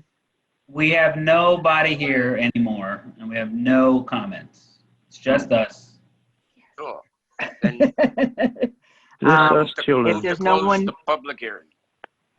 may I have a motion? Can I have a second? Second. And if there's no objection, the motion will be adopted. Motion carried to close the public hearing. So we're looking at, and again, area variances of 4 feet for the side yard setbacks and 4 feet for the driveway for the ZBA 1020. You got to go through the list now, right? Yes, for the area variance. You're on, Amanda. Okay, so will granting these variances produce an undesirable change in the character of the neighborhood or a detriment to nearby properties? No. No. Okay. Next. All right. Is the benefit that's being sought by the applicant something that can be achieved by some method feasible for the applicant to pursue other than an area variance? No. Okay. Are the requested area variances substantial? No. 4 feet on two things. No. Yeah, I mean, the impacts, consider the impacts there. Yeah. Not just the numbers. Uh-huh. Minimum impact. Minimum, definitely minimum. Yeah, agreed. Will the proposed variances have an adverse impact on the physical or environmental conditions in the neighborhood or district? Nope, makes it better. No, not. Actually, this is the one where the curb cut will be decreased. Yeah, I correct. believe so. And I think it's beneficial to remember here that the Parking will be, what were you gonna say, Marlene? I was gonna say, and the parking will be between the two houses, so you actually won't see it. which is even better. And I was going to say that because of all the pervious pavers that are going to be used, that's a nice great feature. Yep. Yeah. Avoiding a lot of impervious surface. Right. So you don't have, like a drainage issue. Yeah. Exactly. And whether the alleged difficulty was self-created, which I think you said as to the last, the Bellevue application, yes, it is because they're electing to construct, but, it's not, Yeah, exactly. It's fine. Yes, it happened, but no, it's not relevant. Okay. Yeah, it is self-created, but it's not relative really to any degree. Yeah, this is a balancing test. So you're weighing the other factors, against that, and there you go. Right. Yep. So motion to approve. Second. Roll call vote. Just real quick, there are some conditions on this. There's an easement condition, and there's also a condition to update that zoning worksheet. And I don't know if there's anything else. That the condition, which isn't stated, but do they need an additional condition to make sure that they do provide porous pavers? Because that a big part of their application requires that. And yeah.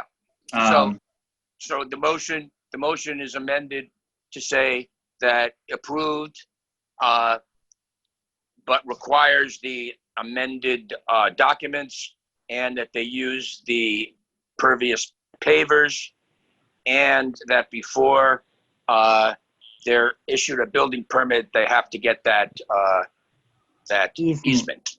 Those are the three things. And can I just ask really quick, Joe,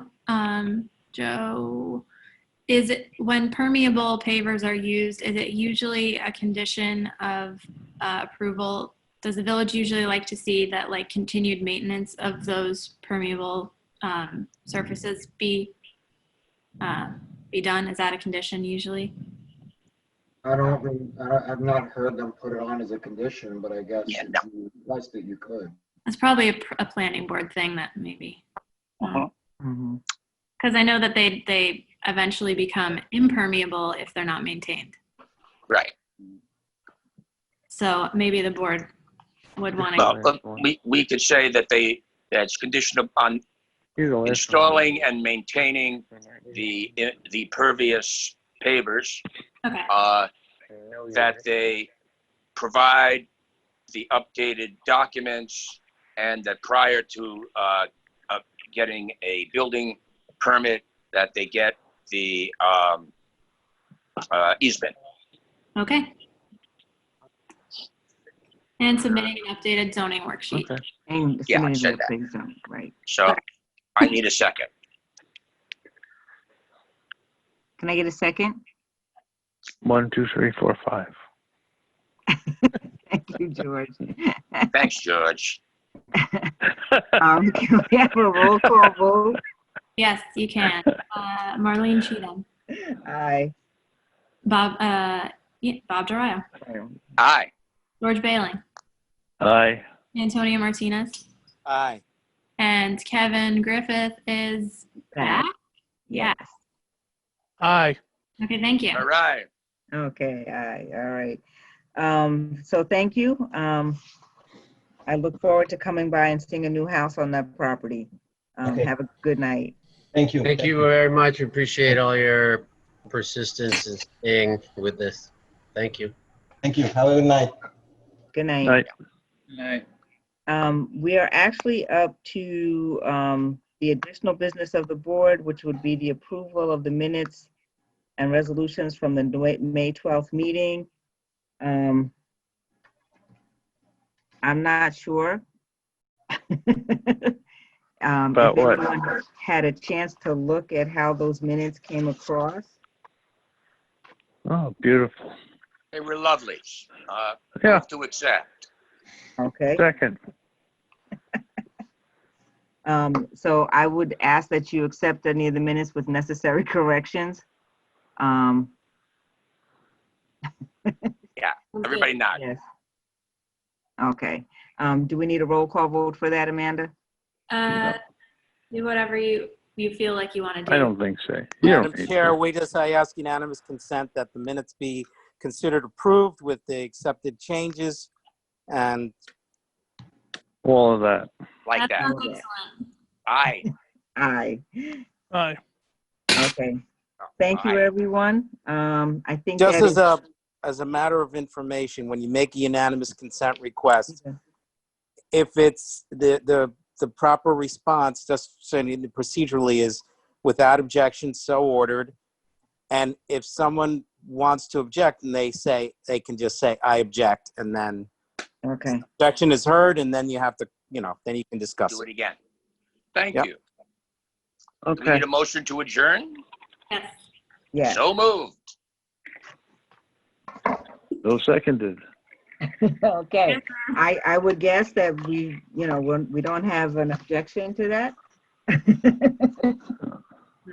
So if there's no objection, the motion carried, and everyone can have a great night. And we'll see you in July.